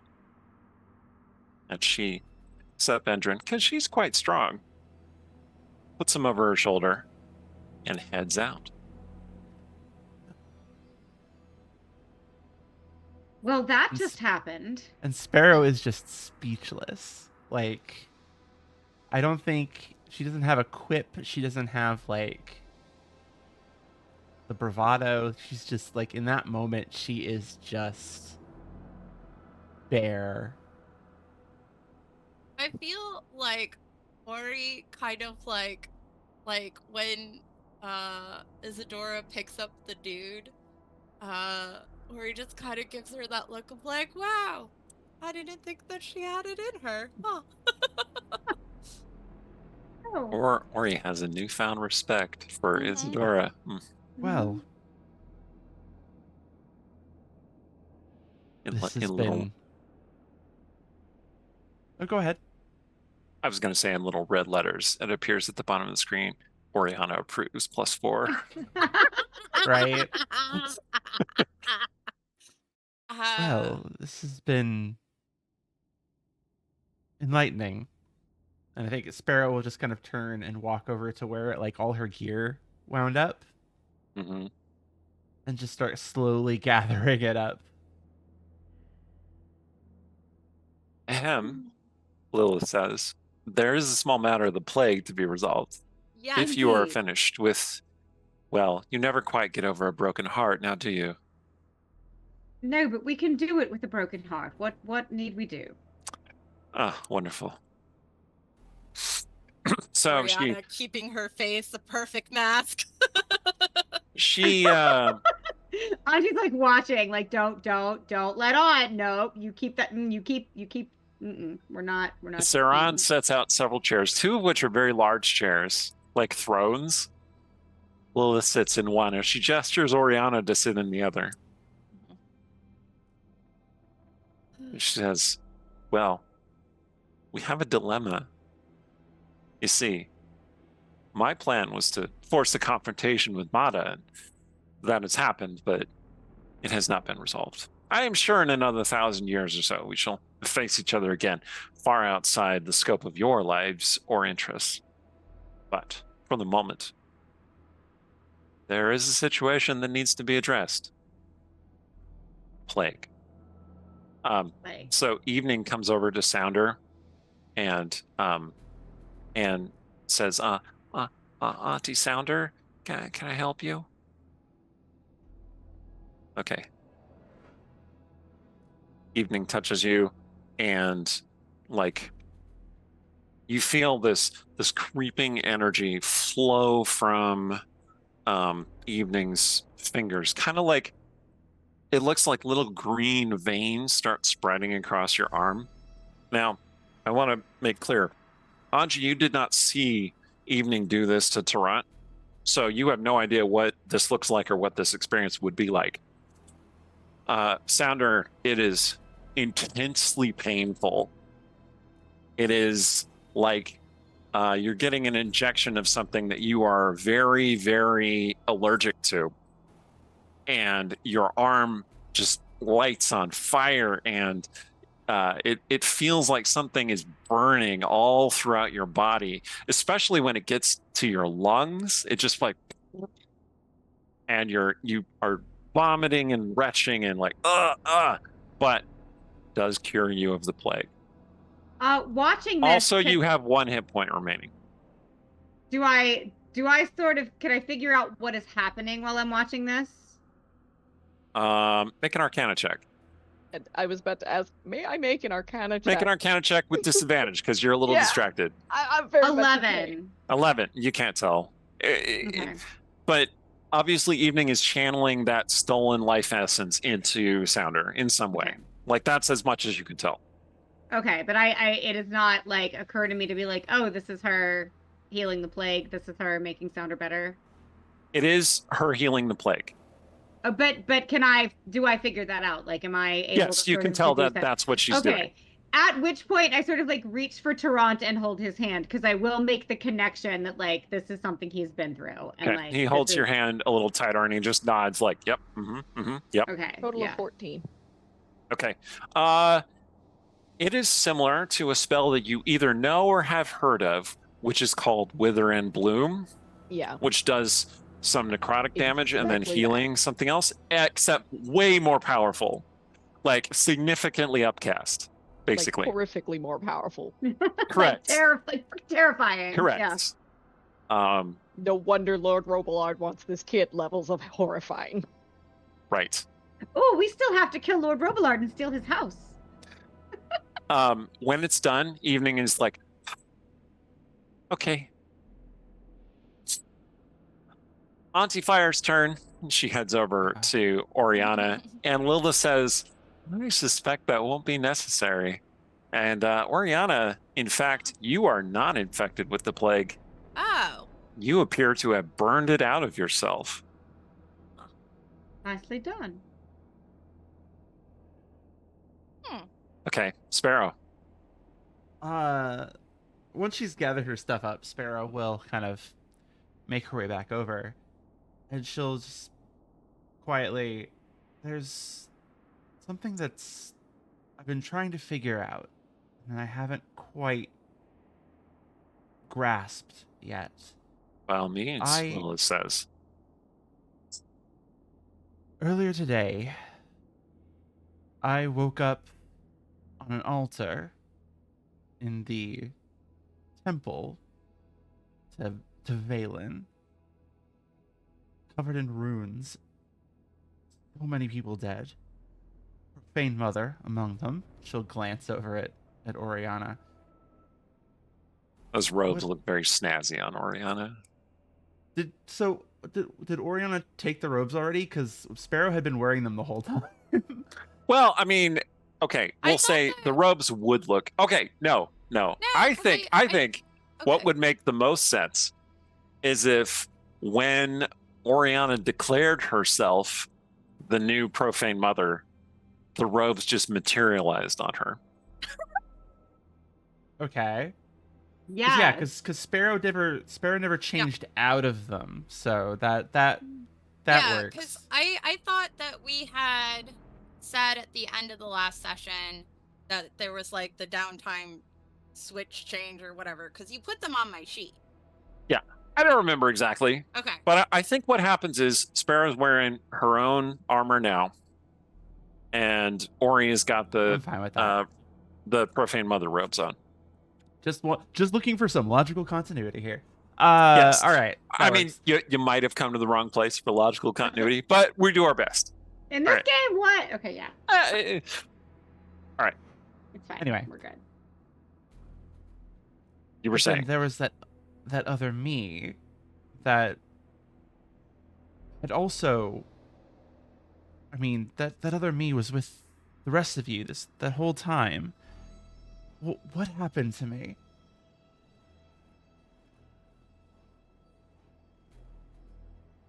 Lilith glances around to see if anybody's going to speak.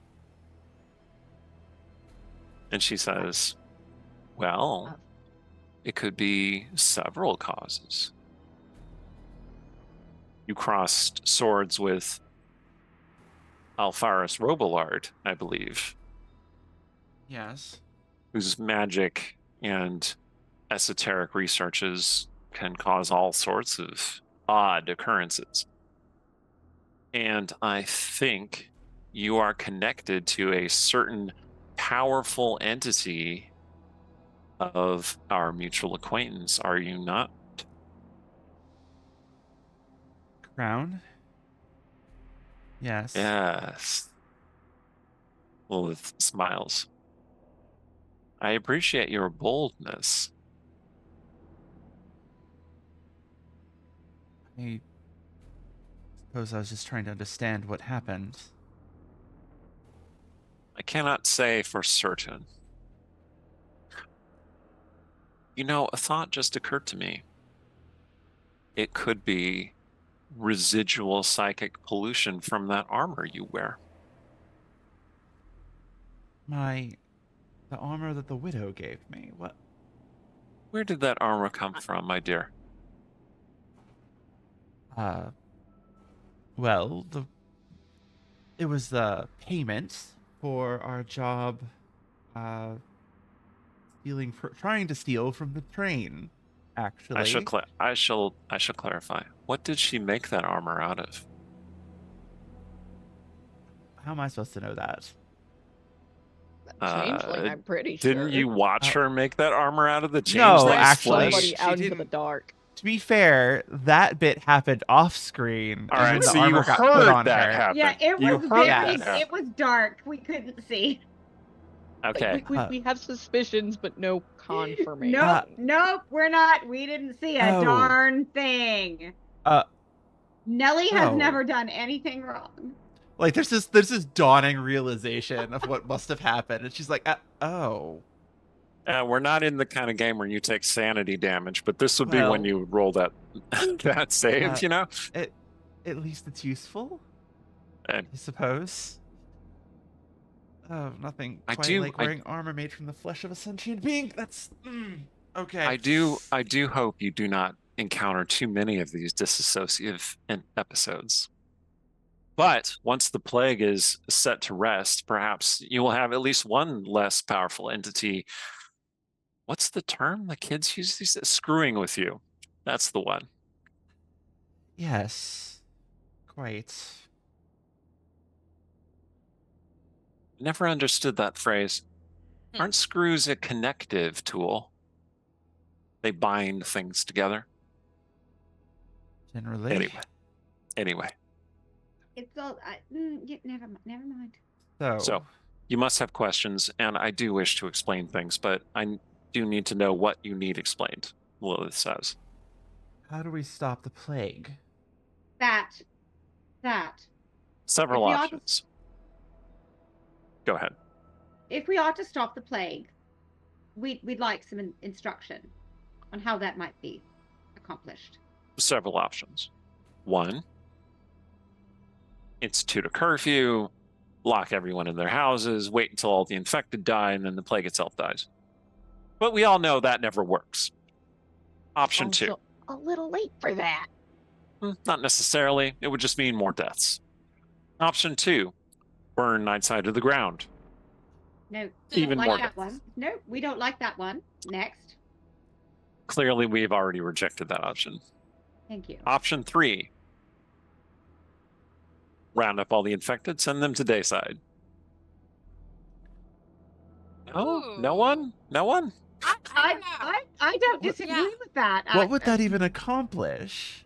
Well, it would chaos. Johnny Chaos. would get to do their exciting cleanse and purify routine. Over On it- on it- their own there. people. Excited. Over there. I hate Except- I hate to put the kibosh on my own suggestion, Lilith says, but logistically that's impossible. Oh, damn it.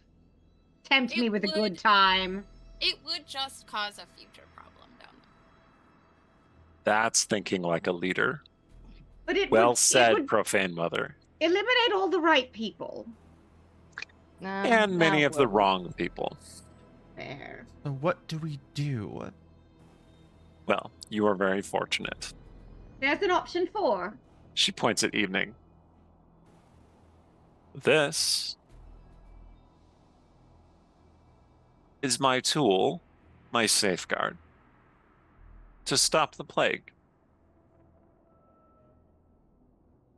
A significant amount of sacrifice to cure those who need curing.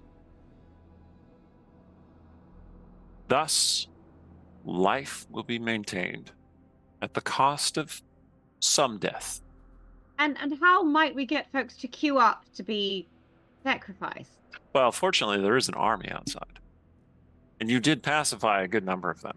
I suspect I could probably pacify more, Oh, inspired by your example. If we work together, my power and your wonderful voice, I suppose we could kill every single purifier in the city. and use that them all might to charge be evening. enough. That, And That then might be that's- enough. Yes. I'm hardly a saint, but that seems extreme. We're Real fast. vanquishing it. the army that came to end us. We're then using the life force of said army to cure our people. I don't see what's wrong with it. Well, not you personally, me, Real and the city in general. Us. Before I forget, did we find out how all of Hellfire died? Like, was that a Shadow Crown ritual? Like, We haven't. You had a chance to don't know. actually- okay, so Yeah. we haven't gotten there. We yet. don't Okay, know yet. Okay. Is that something you want to ask Lilith? It is what I want to ask is, while this is talking, Ori looks over and is like, what about all of the lives that were just sacrificed from Hellfire? Was that not you? Or was that something else? I mean, they're dead already. So, that child is a creature of ambivalence, ambiguity, a giver and a taker of life, a thief and a champion, a murderer and a savior. I believe fate has not truly decided what her role is to be. Do you want me to answer the question in more detail? Think carefully before you tell me that you do. Jen is not understanding what the implications are here. Make an insight check. Okay. Yeah, I'm gonna make one of those too. Oh, I'm bad at insight. 3. You know what? Yeah, I actually also would like Yeah, to. I Got a think we should all do that. 7. Let's all just. Okay, go ahead. I already don't trust Lilith. Ew, And this is weird. 7. 19. All right, Now that we're Lilith- not in combat anymore, the dice are like F you. Like Lilith not- is being not good. too circumspect for all of you except for Sounder. Sounder, you realize that Lilith is saying, you don't want me to tell you the answer to that question, but I will if you really want me to. Do you want to share that insight Why or just don't let it ride? we want your answer? It will prejudice you towards certain things you value. Maybe. Tell me. We've already chosen your side. Yes. You might Might as as well well. give us the information. Yes. The child killed hundreds of your kin, Oh, all in a Oh. developing bid to cure that one. She points at Tarant. oh. She sacrificed hundreds of lives for him.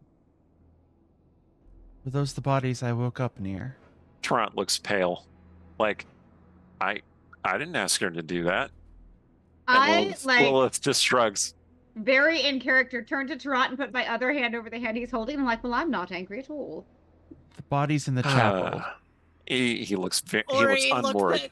looks at Anji just like.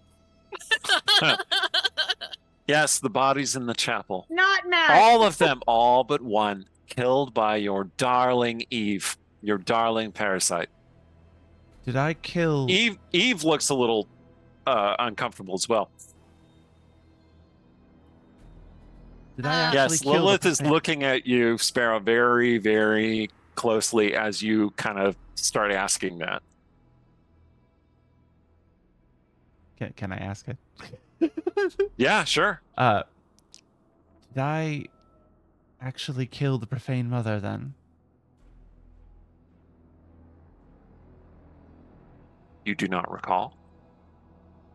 No.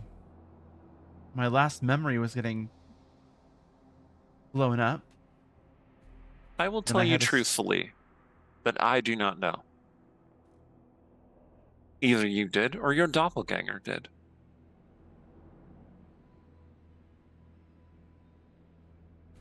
Perhaps that is a question to ask our mutual acquaintance when you meet her. Smiles beneficently. Of course. So- Oh, so if Or it and you were tied together and you could swap places and didn't know it, maybe you getting blown up forced it to swap places with you then.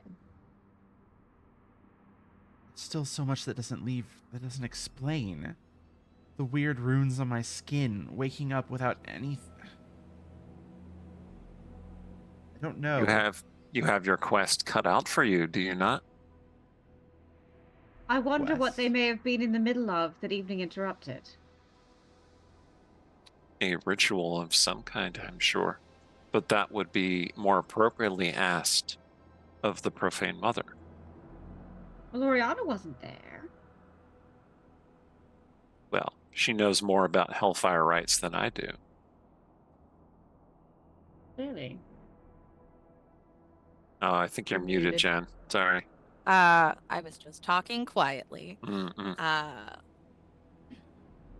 I remember when I looked, I wasn't able to figure out what it was beyond just telling that it was a Hellfire ritual, right? I don't think you examined the scene very closely. Like, they just described what it was like to you. Well, no, But because when I showed up, I wanted to look over what happened, and I didn't yeah, roll but you, particularly well. I don't I don't recall if you ever actually went to the cathedral post massacre. Oh, No, okay, no. no. No.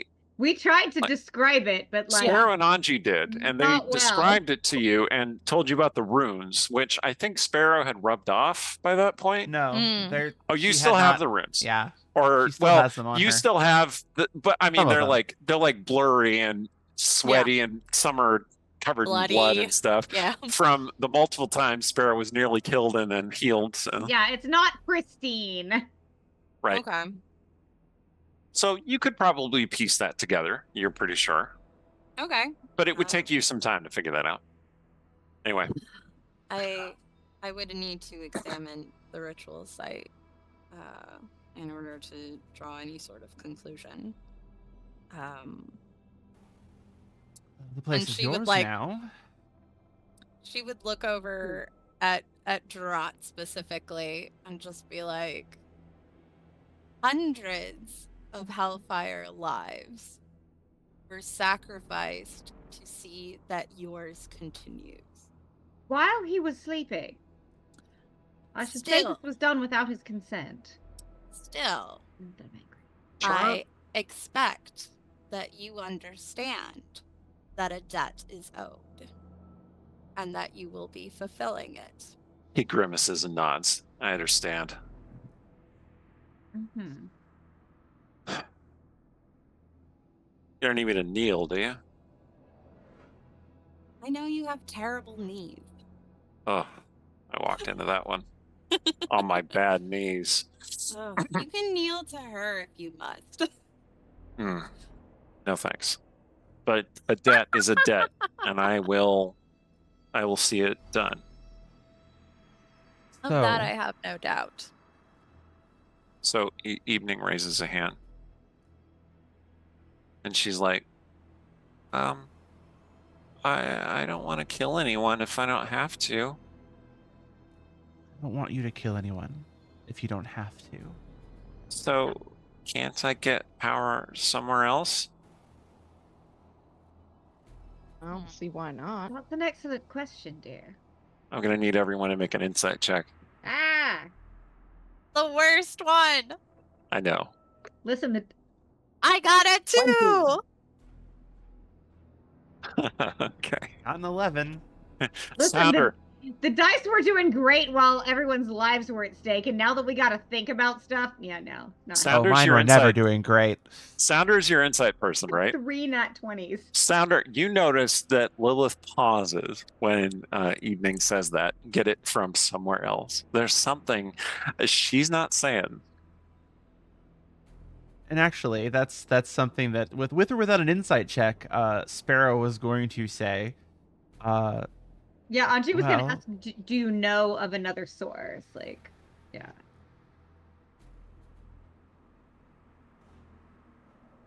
Perhaps. You chase one of them away. Ain't that convenient? Mata has so much life to him, so much energy. Practically a god. That You would require drain an hunting him infinite down. If you drain an infinite sea, how much power do you really need? I shall save us a few steps. Yes, you could drain my life to cure the city. It wouldn't be but a drop in a bucket for you, huh? Honestly, I couldn't say. Small sacrifice. He She wouldn't want might to make you unwell. she might kill me for all I know. Lilith sounds kind of intrigued about it, actually. But you see, there's a problem with that solution. A debt is a debt. And I believe the new Queen of Nightside would owe me a debt. Wouldn't you, dear?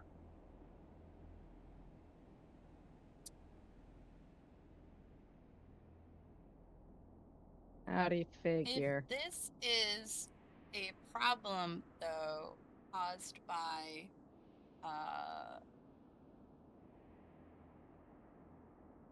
your presence issuing a tipping of this balance, then would it not be a part of the reparations of your own responsibility? I did not cause the plague. Some fools crashing a number of cursed sarcophagi into the city caused the plague. You can blame that on the purifiers. Very well. But my point is that it is not my fault. But I do have the solution. Take of my life to cure your city. And then, if you wish it, I shall depart, leaving it entirely in your hands. That is my bargain.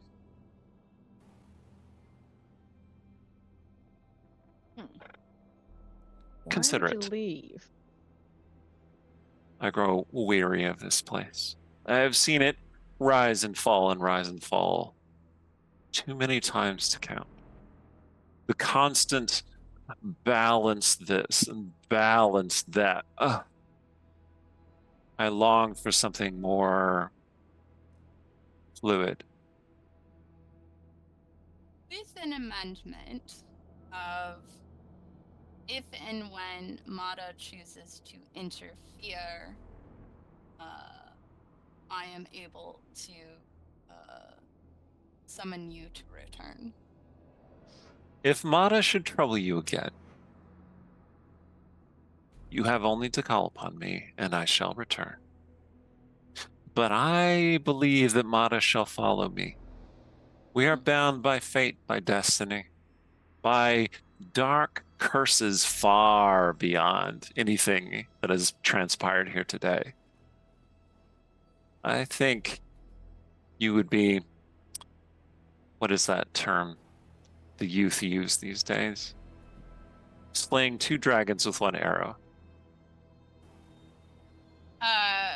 She would like look at the other party members and just very quietly be like, "You're sure that we don't want to just use the invading army?" I feel What's like a that would little be a bit of- bad choice. What's a little genocide, right? Only because risk evening starting a seems war. resistant. That's fair. Hmm. Because Very right now well. this just encompasses the purifiers, but if that entire army dies, suddenly we have a bigger problem on our hands. Correct. That's Yeah. my If thinking. evening would rather borrow from the consenting, then I believe she would. I was only being half serious. look, I He- don't mind killing the folks that were sent to kill us. That's not a problem in my book. But if evening would rather, then we should listen. It should be her Evening. choice. Is taking from Lilith something that would be more amenable to you? Okay. She looks at each of you in turn. I'm going to need you each to tell me like a memory of your interaction with Evening that you think is particularly significant or memorable from the campaign. Because that's what Evening will think about when she makes this choice. Now, I'll give you a second to think about it. Who wants to start? I can. Okay. I already know. Like off the top of my head, I know. Great. It was the moment a couple episodes ago where she was terrified and losing control of her abilities, and Sparrow pushed through that to calm her down, gave her a hug, told her she was safe. Okay. I don't remember the specifics of how it came about, but it was in one of the early episodes where like Memory's always a little fuzzy, right? It just Yeah. it replants, you know, but the basically vibes. like it was a situation where like, you know, Ori is very awkward around children of like, okay, small child to the school. But like Eve was very, you know, sweet and sincere and like, you know, seemed to like care about whatever was happening or like whatever like maybe she was healing. I don't remember what the situation was, but Eve did something very sweet in that way that innocent children do. And it kind of like really warmed up Ori, and she was like, "Oh, okay, like here, let me help you, you know, whatever." Okay, okay, yeah. Mhm. For Sounder, it's a toss-up between the first meeting on the Doom train, going, whose kid is this? She's lost and a little bit scared, and what is happening here? But ultimately, what stands out most is when we got to Dayside and hearing and watching Eve get to play with Sounder's associates' kids, just like kids do. And for Anji, it's, you know, she has spent almost the whole time Evening has been around sort of trying to ignore her because the idea of childhood is just like it squicks her. But then waking up in the belfry and walking into the kitchen and like Tarrant is fine when like she was pretty sure she was fixing to hold his hand while he died the night before, and Evening just coming up and being like, I did that. And just that moment of Anji realizing like you did that, and you saying that you did that means you can also probably do it again, and so you may be the salvation of literally everything I've ever dared to care about. All right. Evening looks at the four of you, her four mothers, if you will, and goes over to Lilith and takes her hand. And Lilith looks down at her and says, I am surprised, but I am also proud. And then clenches Eve's hand tightly, and green energy, like green veins, paint across Evening's hand and kind of like onto Lilith's hand, a little bit like roots from a plant reaching into her. And Eve just goes like, and just draining energy out of Lilith. It's like a endless flood of power, and like the room starts getting warmer and brighter as life essence just drains out of this immortal being. And Lilith looks serene, at least at first, and then kind of like slightly in pain. I'm going to pause to see if you do anything.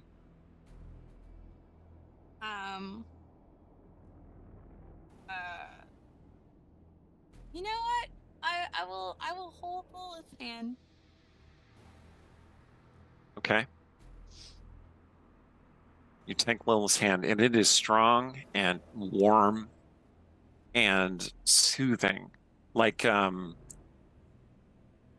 don't know if Ori knew her own mother well or at all, but like it reminds you of that. Like you have some sensory memory of grasping a loving parent's hand, and holding Lilith's hand is like that. Ori And- seems kind of freaked out. and then it's over, and Evening staggers back. Little wisps are rising from her body. Her hair is standing up, and Lilith sags back in her chair, and she says, ah, so this is what it is to be weak. Yeah, sit in it for a bit. You okay? You okay, sweetie? I wouldn't say it's weakness. I think it adds clarity. And Mortality, you mean? Perhaps the perspective will do some good. Perhaps. I shall be taking my leave, though. A new Archon has arisen to take my place. I hope you will work well with her.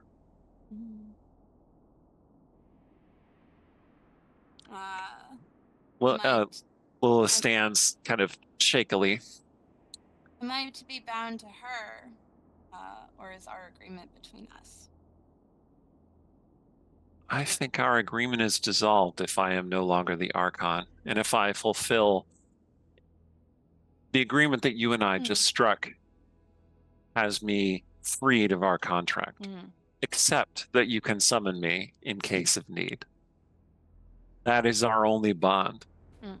But, Oriana, I like you. I think you will do, well, let's not say good for Nightside, but you will do well for Nightside. Saran, you may accompany me. And Sounder, if you are looking for a new job, I would love to take you as well.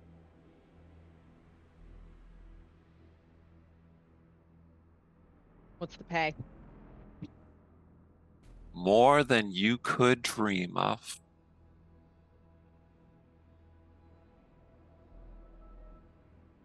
Saran looks a little hopeful, which you can tell with your massive insight. Looks a little hopeful that you'll accept.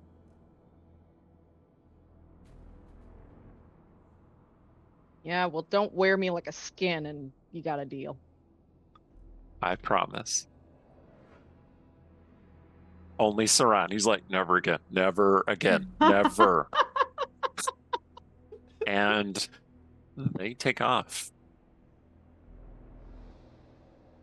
Y'all who know Sounder well enough by now know she's already plotting against this woman. You already know. Take your time to say your farewells, and I shall meet you at the southern gate at dawn. Unless you change your mind, of course. And then she takes off. Evening is looking at her hands, which are just coursing with power. I can do it. Let's get you out there. Well,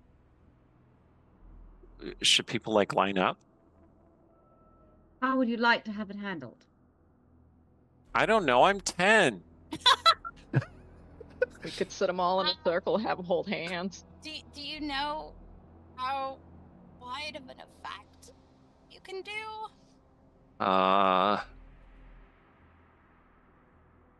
Actually, Well, I could try. Let me try. She sits in Lilith's throne. I fear asking people to queue in the town square might have negative effect. And she raises her hands and light starts pouring out of her and swelling around her. It's really bright, especially for you Nightsiders. It's just, oh man. Days like this, wish you didn't have dark vision. Oh yeah, your dark vision is just burned out for the next hour or something. You're like, why? And looking right at her and everything. The power just keeps building and building and flowing out of her. And a few blocks away, Lilith is walking with the limping Saran, and she just smiles a little bit. And then this wave of light expands out from the evanescent spire. Like daylight, true daylight, has come to Nightside for the first time, possibly ever. The shadows dissolve, blown away by this spreading of life force. Murderers knifing someone in an alley hiss and hide. Rats scurry away. Darker things that were preying on the rats scurry away. Zombies in the streets. It washes over them, and like their corruption that had festered all over their skin starts to flake away and melt. And some people collapse because they were too far gone and the disease had eaten too much of their bodies. But some people are just cured just by this wave of power.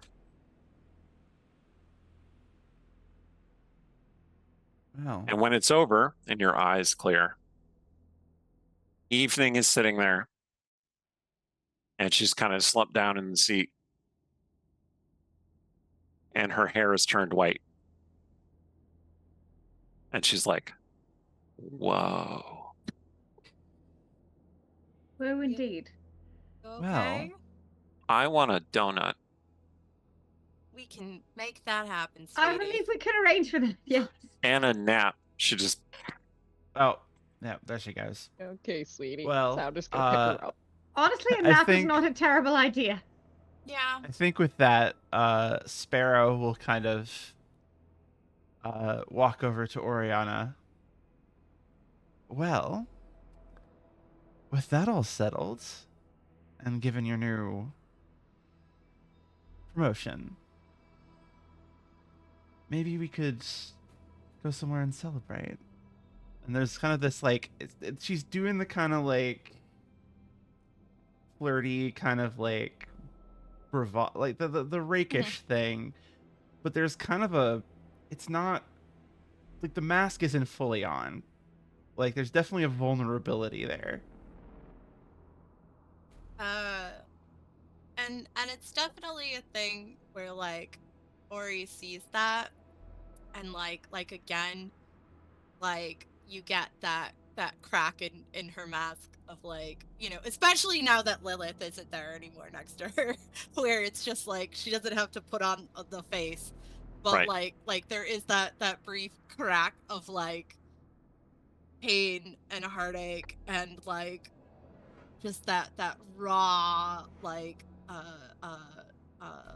hurt, but you know it's very quickly shoved away, and instead she just kind of very quietly takes Sparrow's hand and simply says, I think we should have a talk first.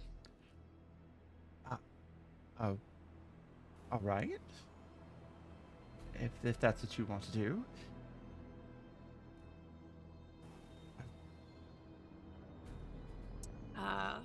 Maybe you can show me where this Hellfire ritual happened.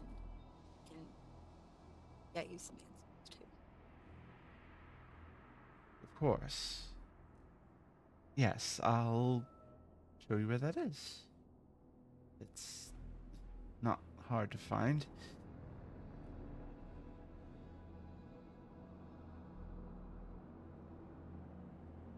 Not sure Okay. how many goodbyes we're wanting to say. I guess Sounder's departing. Crap, I gotta. Oh, I gotta see if Boss is even still. Oh, Yeah, say bye to my folks. Anji, you probably want to spend some time with Durant and everything before I put him to work, right? Yeah, I will have already like pulled Tarant into the extra throne that Lilith has vacated, and like, so how do you feel about let's assassinate Lord Robillard and move into his house? if my new mistress tells me to, I suppose, yes. I mean, we can save her a guest room. She'll be happy with that. I mean, she'll have to approve. I'm pretty sure she owns me at this point. I think she'd be willing to make a lease agreement. Timeshare.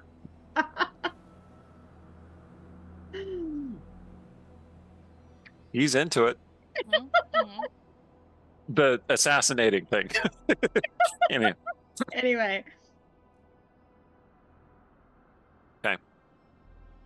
Sparrow. But before I guess I head out, y'all are gonna be poking at that for a bit, probably. One would imagine. It's not much, but I can give you It's really not much.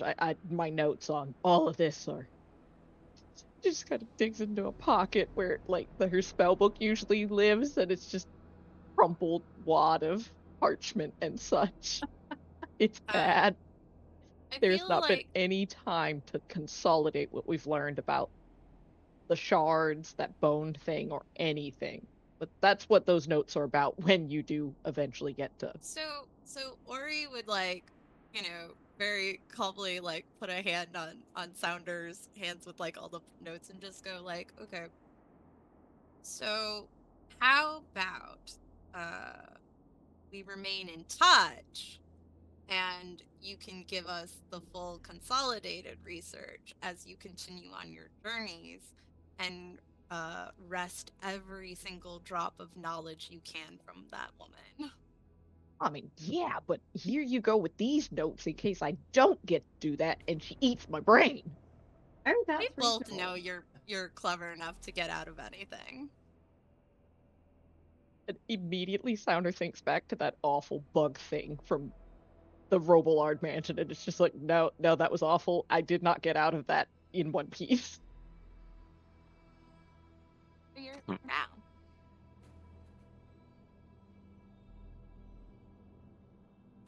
Well, why don't I? Well, as much as I love, well, I know I hate goodbyes. But well, to investigate, we're gonna have to go back to the cathedral, and it's not like you don't know where that is. Why don't I go gather? There's a few things I need to get. You're not gonna run this time, are you? Why would I do that? Why would you?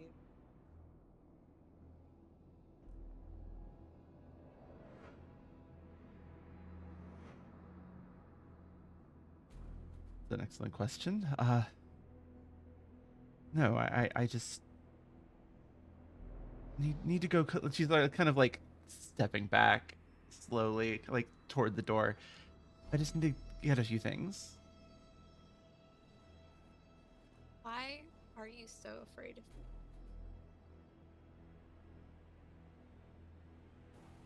I'm not afraid of you, Ori. I've never been afraid of you.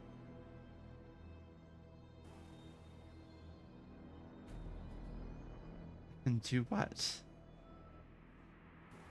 Have this conversation.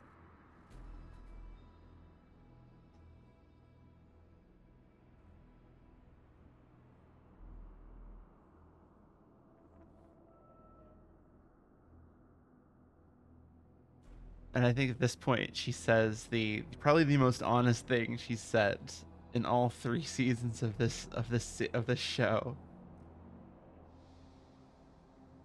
I don't think I can.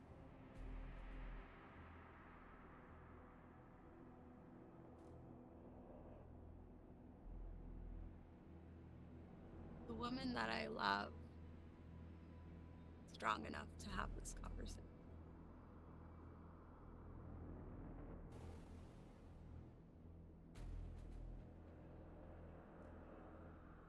And like she's holding, she's trying to keep the mask up. She's trying very hard to keep the mask up. Like tears, like unshed tears in her eyes, but she's just fighting to keep up that mask of composure. And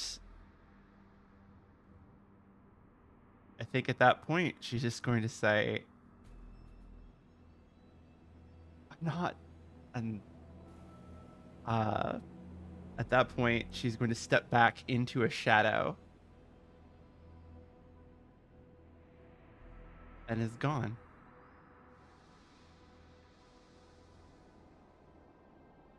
I have never moved so fast in my life as to race to where Oriana is when Sparrow vanishes.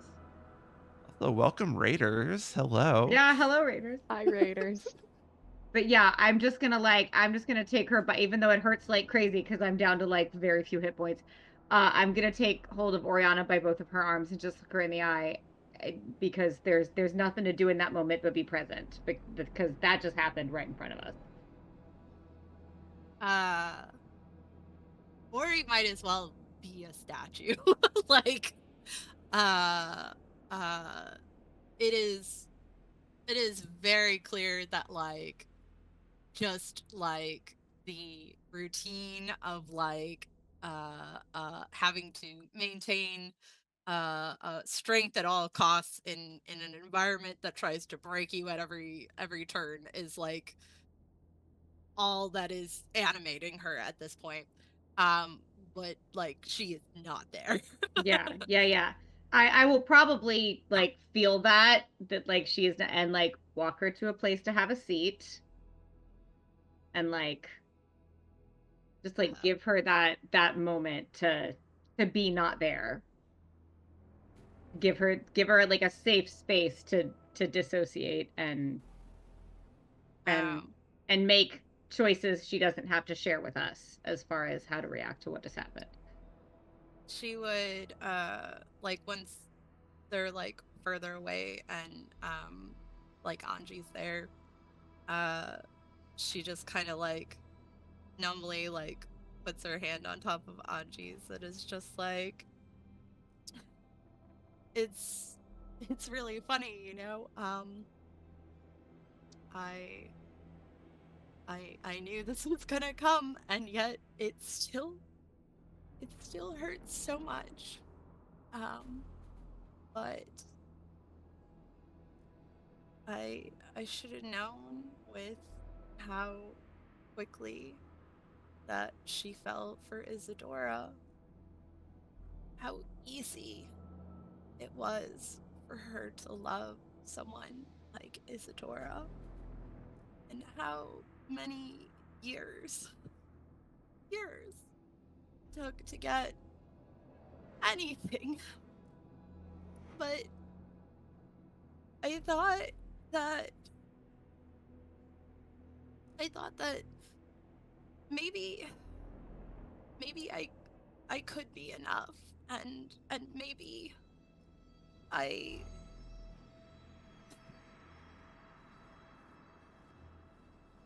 understand now why they were all making fun of me, because obviously I could have never been good like her.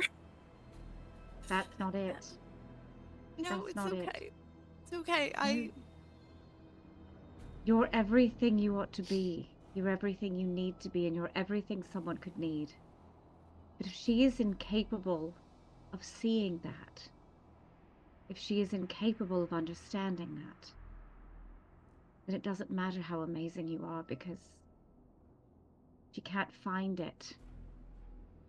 Hopefully, wherever she's gone, she'll find enough of herself to give her the tools she needs to see all of you.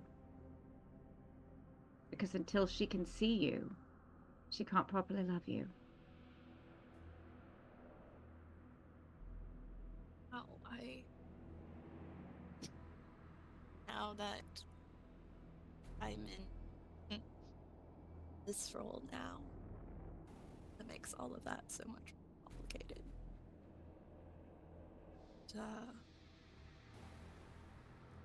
It's for the best, really.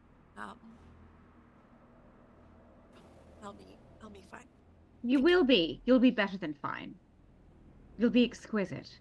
Because those of us who can see you do adore you. Even if it's not in the same way. I promise I will drown in a very funny way. And I promise to laugh with you. Toron says, I was gonna say, like I've had just the shittiest bosses, and not too worried about you. I think. No. So should I give you a reason to worry about? No. You're great. Saying? You're great. Okay. Dear, I believe you want me? You want me to? Donut. I believe Oriana. Yes, ma'am. I believe Oriana will send you home to me quite well. Sorry, ma'am. And he heads off.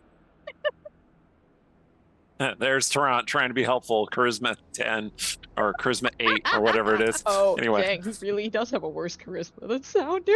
he has no game. It's true. He has no game. All right. But somehow Anji loves him anyway, and that's fine. But like, Yeah. Anyway. Okay. So anything else for the go to the order? This is the finale, so I'd like to give you space to do a little wrap-up scene for your character if you want to, or Okay. whatever works. I'm Keep down. it short though, because we are a little bit over time. So, Okay. I think that means Allie's volunteering to go first. So Oh, okay. Sparrow hops out of that shadow.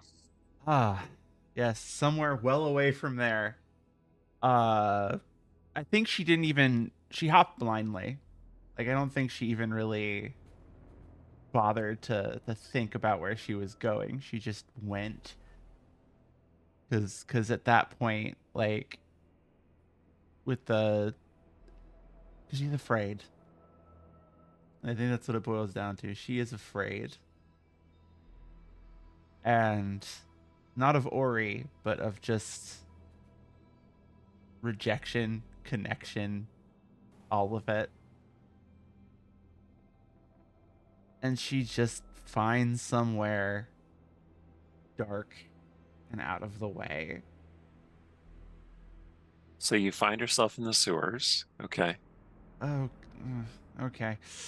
Well, she did I hop mean, it's blindly. dark and so out of here the we way, are. and no one's gonna find you. fair. She'll find a dry little alcove space or whatever. And she'll just collapse. Like, all of it, the fear, the pain, the heartbreak,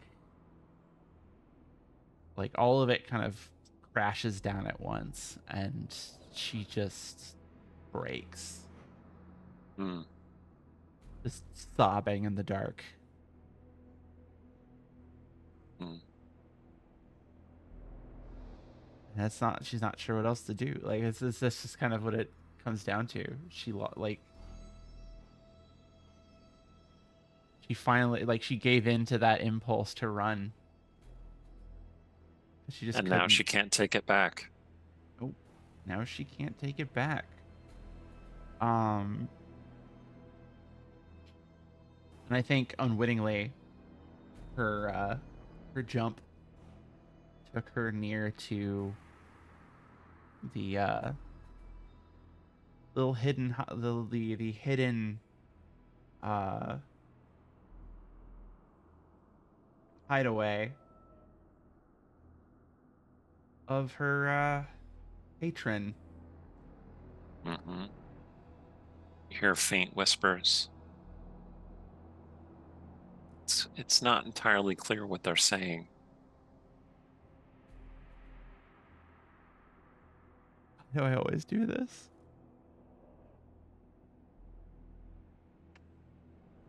Just kind of sob into the dark like that. Say that. Perhaps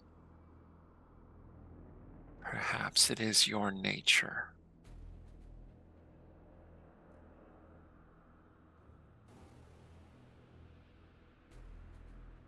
That's what the whispers say.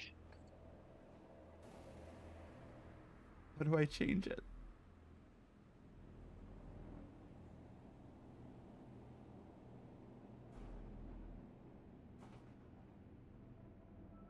The whispers have no answer for you.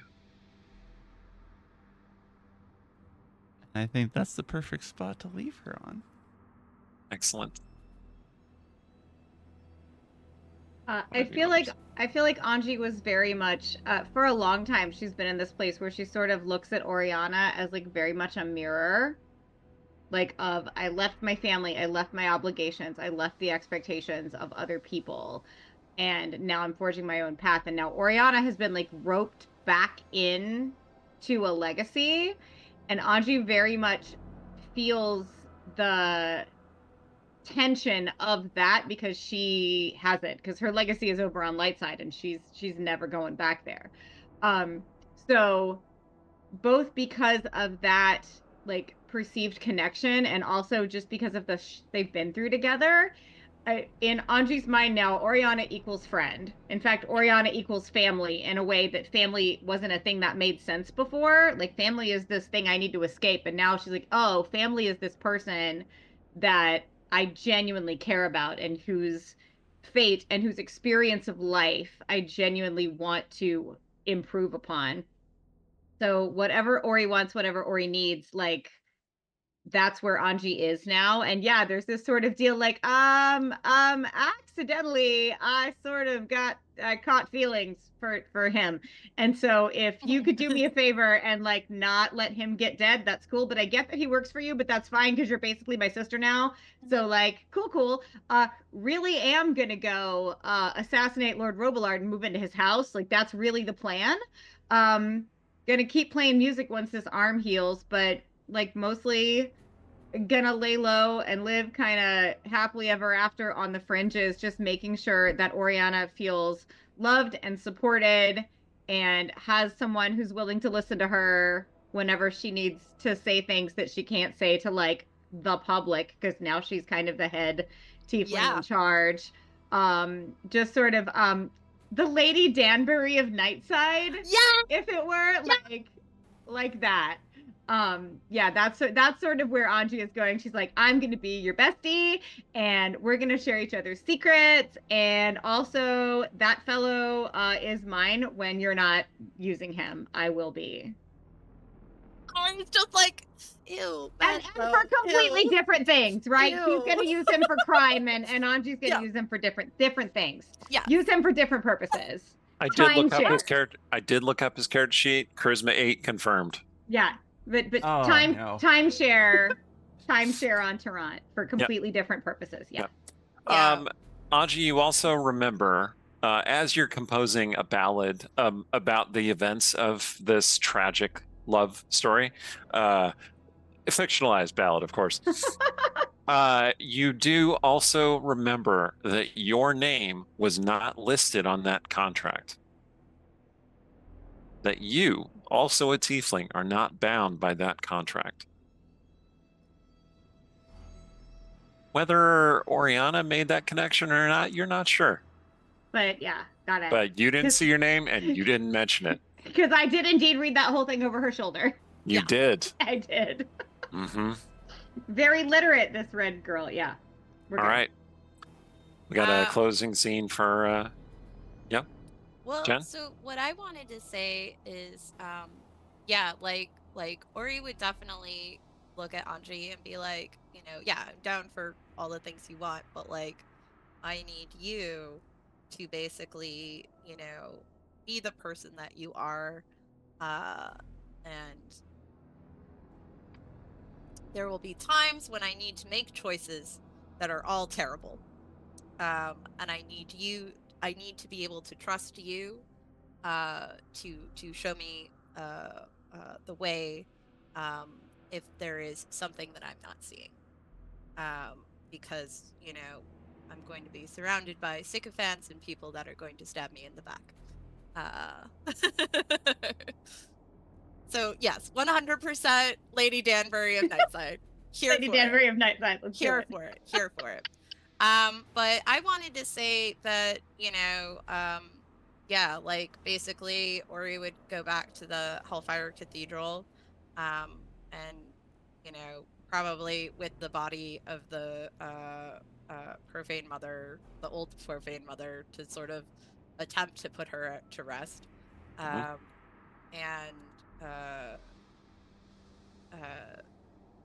would kind of look around expecting to see Dumat somewhere, because it's just kind of like he always appears. He'd be lurking, I'm sure. Yeah. Okay. That boy be lurking. So you're in the cathedral. The bodies are all around. They're starting to smell. Yeah. Because it's been at least 2 days since this happened, and there's nobody to clean them up. There's nobody to organize a cleaning effort. The curative wave swept through the cathedral, obviously, but Everyone was just dead, so it didn't cure anybody. But in the cathedral, there is a throne as part of the altar and dais. Typically, that throne is the profane mother uses that throne when hearing appeals and audiences, and during like religious services, that throne is typically left empty for the Queen of Hell herself. Like if she ever wanted to appear, that's where she'd appear. Otherwise, it's just symbolic, right? But that throne looks very comfy. Just at the moment. All right. Let's go take a seat. Okay. Just to see, just because it's me and the dead bodies. Why not? It is when you take the seat on that throne that you realize you are not the only living person in the cathedral, because Dumont is there. Speaker Dumont. Yeah. Speaker Dumont, the Lord of Silence. He appears. True to his name, he was making absolutely no sound. But he sees you, and he seems pleased, maybe? Proud, perhaps, is the better way to put it. He says, "This is an unexpected course for you, but one for which you are suited."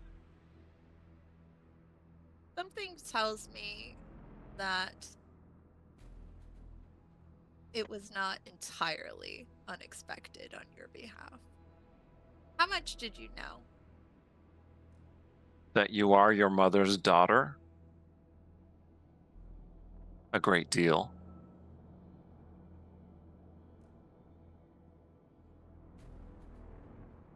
You are not a god, if that is what you are wondering. Neither is she a god. Not exactly. But you are powerful, just as she is. What does it mean? For you to be half a god and half a devil? That is for you to discover. What is your role in this? What role do you wish me to play, daughter? I have seen you to your destiny. Is he being literal? Is he being figurative? Who can say? I hope it's not literal. Oh. I mean, but what if it is? I'm gonna try a crappy insight check. Yes, make your inside check. I know. Damn it, why am I not there? Oh my god. Best insight I've rolled all night. Why did I not go with you? Oh my god. Okay. If you still value my counsel, I shall continue to provide it. I do. Then I am with you. You've provided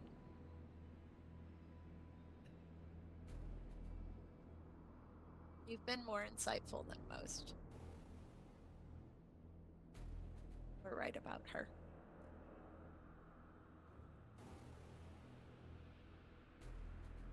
I am sorry. The lesson I need to learn.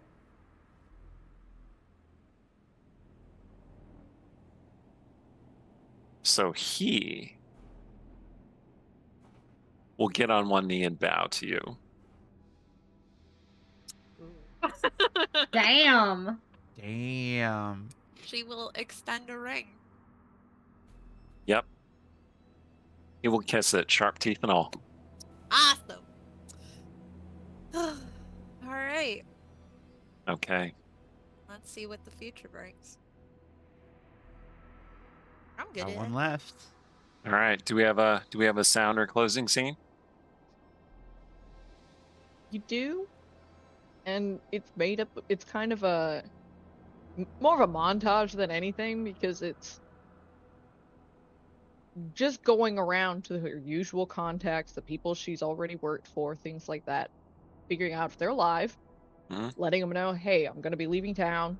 If I come back, I'll share what I know. If I know anything, if I find anything, you might get something. Just maintaining the usual groovy thing. Yep. Some of your contacts you can't find, but like the ones that you're closest to seem to have weathered through the storm because you found a curative for the plague. Yeah. Mostly they're alive, maybe weakened. You can tell that the plague did a number on their bodies, and they're not fully recovered yet.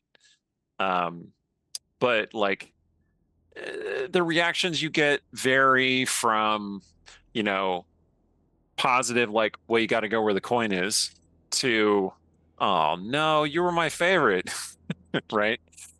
To like, no, you can't go, but I guess you gotta, because what There's is nothing there here. still here? Your boss back at the cart yard, or whatever we determined that Carriage house. business is called, the carriage house, right? It says, yeah, well, lots of carriages in big need today. I haven't seen you in a while, so I hired some new help. They already took your job.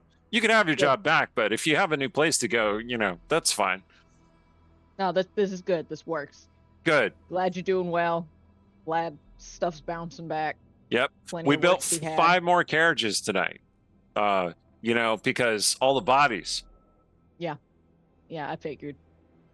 Well, just claps him on the shoulder or arm or whatever she can reach. Yep. You clasp arms. You take care of yourself, Sounder. I always liked you. You did your work efficiently. You had stupid friends, but you were good. Nah, everybody's got stupid friends. Yeah, I suppose. And eventually Sounder's route takes her, home, and she checks on her folks and lets them know if they're still alive. But yeah, I'm gonna be leaving. I'll send you coin when I get it, if I can, but Yep. might be the last you hear from me for a bit. And your Yep. horse, right? You're gonna take your horse. The horse is still at the estate of those awful people. Oh, the soul No. drops. When you get home, you find that the chonker has He come walked back to your himself house. home. Okay, Yeah. good. I didn't even know you knew where I I lived. care about the horse. The horse just looks at you like, of course I know where you live. I mean, you live in a stable. It's not like you get out that much. The horse sighs at you again. Oh my god. The horse looks like it wants an apple. Yeah, give the horse an apple. Gonna root The around. horse I don't know looks if as they have though it good has eaten a apples. lot of apples at the Soldrav estate. Yeah. Like, it's But- extra chunky. Whether they Listen, do they're it or not. terrible people, but they feed everybody well. Like Yep. the one thing they do right that is is that true. the food is good. Oh, That yeah, is you true. do get some news that the patriarch of the Soldravs Good. met with an unfortunate accident, and Good. now his elder daughter is in charge, which Excellent. Oh, I mean, no. maybe business isn't going to be the best in I'm just my saying- side. We're gonna make deals with her too. Like we're gonna make Okay. deals with her. She'll be fine. It appears that the workers at the hive had a few things to discuss with their boss, Good. Excellent. and he is dead now. Correct. Anyway, We love to see it. chaos um, wins. That's what I'm saying. Yeah. The, You have ended in a high chaos state. Not the highest, but like it's Good. medium high. so Good. We Yeah, do love girl. that. Girl. The Yes. biggest thing, though, that each of these, different places, and this is kind of revealed after, post-montage stuff. Mhm. At the stable, the carriage house, one of the places, up in the loft where Sounder and Sparrow probably met more than a few times, a little out of the way. There's a little folded paper bird made up of the notes that Sounder had offered if Sparrow wanted them. So if ever Sparrow goes looking, they're there, but, Well, at a certain point, if anyone ever looks, they're gone. I will say, once we have taken over Lord Robelard's house, there is a room for Sparrow. There is a room for Sounder. I feel like there is a suite for Oriana that she probably uses sometimes. But the others, and there's a room for Evening if she wants it. Like, Good, because like we got to figure out where this girl lives. We very easily went and charmed Lord Robelard, who thought Anji was just like, friend, girl, I hire, I pay money, she plays music. And she's like, no, we live here now. So I don't think we would have had too hard a time taking over his interests. So yeah, there's a room for everyone in the Big Green Mansion if they want it. And there are plenty of guest rooms, so even when other people are there, there's always a space for Sparrow. There's always a space for Sounder. Okay. Okay. So like if you want just to like come hang out, like you can do that, and there's a place for your horse too. We have a big stable out back. There was a place for the horse there. There's a place for the horse. And I think it's notable that despite having that space for Sparrow, it never gets used. Or do we sometimes notice that maybe somebody slept in it, but we never see anybody? Who knows? Well. Yeah, that's kind of how I feel. Like maybe we walk in there and stuff isn't where we left it. So was she here or was she not? I think that's a reasonable place to leave things. I think so. That's the end of Greymantle Season 3. Will these characters come back sometime? Perhaps they will, perhaps not. We'll have to see. We have another Greymantle game that Allie is going to run sometime in the future. Look for that in 2025. I think the whole cast is returning. That's the hope anyway. Yeah. So it's going to be great. And for now, I have been Scott to be the DM GM of the Greymantle games. I'm going to take a role as a player next time, which is going to be great. You can find my writing online under my name, Eric Scott to be. I have a book coming out in January called Fallen Angel. I should really put ads for it on the Dungeon Crawlers channel. You really should. Yeah. There will be ads eventually. Don't worry about it. All right. Take it away, Allie. Hi, everybody. I am Alexander Pitchford. I played the Silver Sparrow, who sadly gave into her deepest insecurities. And I think was the only one who could really be said to have not had at least a moderately happy ending. I mean, probably not in some respects. I mean, obviously I don't know if Oriana's ending is happy. No, that's what I'm getting at. That's what I'm getting at. But regardless, yeah, this was fun. Like emotionally, I'm emotional. This has been rough, but I loved it. So yeah, I had fun, and I hope you had fun too. Amanda? Yeah, my name is Amanda Cherry. I played Anji, who chose to make her ending happy because, damn it, she wasn't going to have it any other way. I write books, I do streams, I make a lot of TikToks, and I'm a Kraken season ticket holder, so if you follow me on social media for the next couple of months, you're going to hear about hockey. Sorry, not sorry. You can find me online at Amanda the Ginger. My website is thegingervillain.com. If you are a Worldcon member, my greatest ambition in life is to lose the Best Series Hugo next year. So please find me on social media, follow my links to my website, and hear my explanation as to how and why I would like to lose the Best Series Hugo next year. Or you could just vote for her series to win the Best Series Hugo next year. Just nominate me, and we'll have the other conversation later. Just nominate me. Anyway, it's all available at thegingervillain.com. Also, absolutely buy Eric's book, Fallen Angel. I've read 2 different versions of it. It's always good. Everything he writes is made of gold and sunshine and magic and hard agree.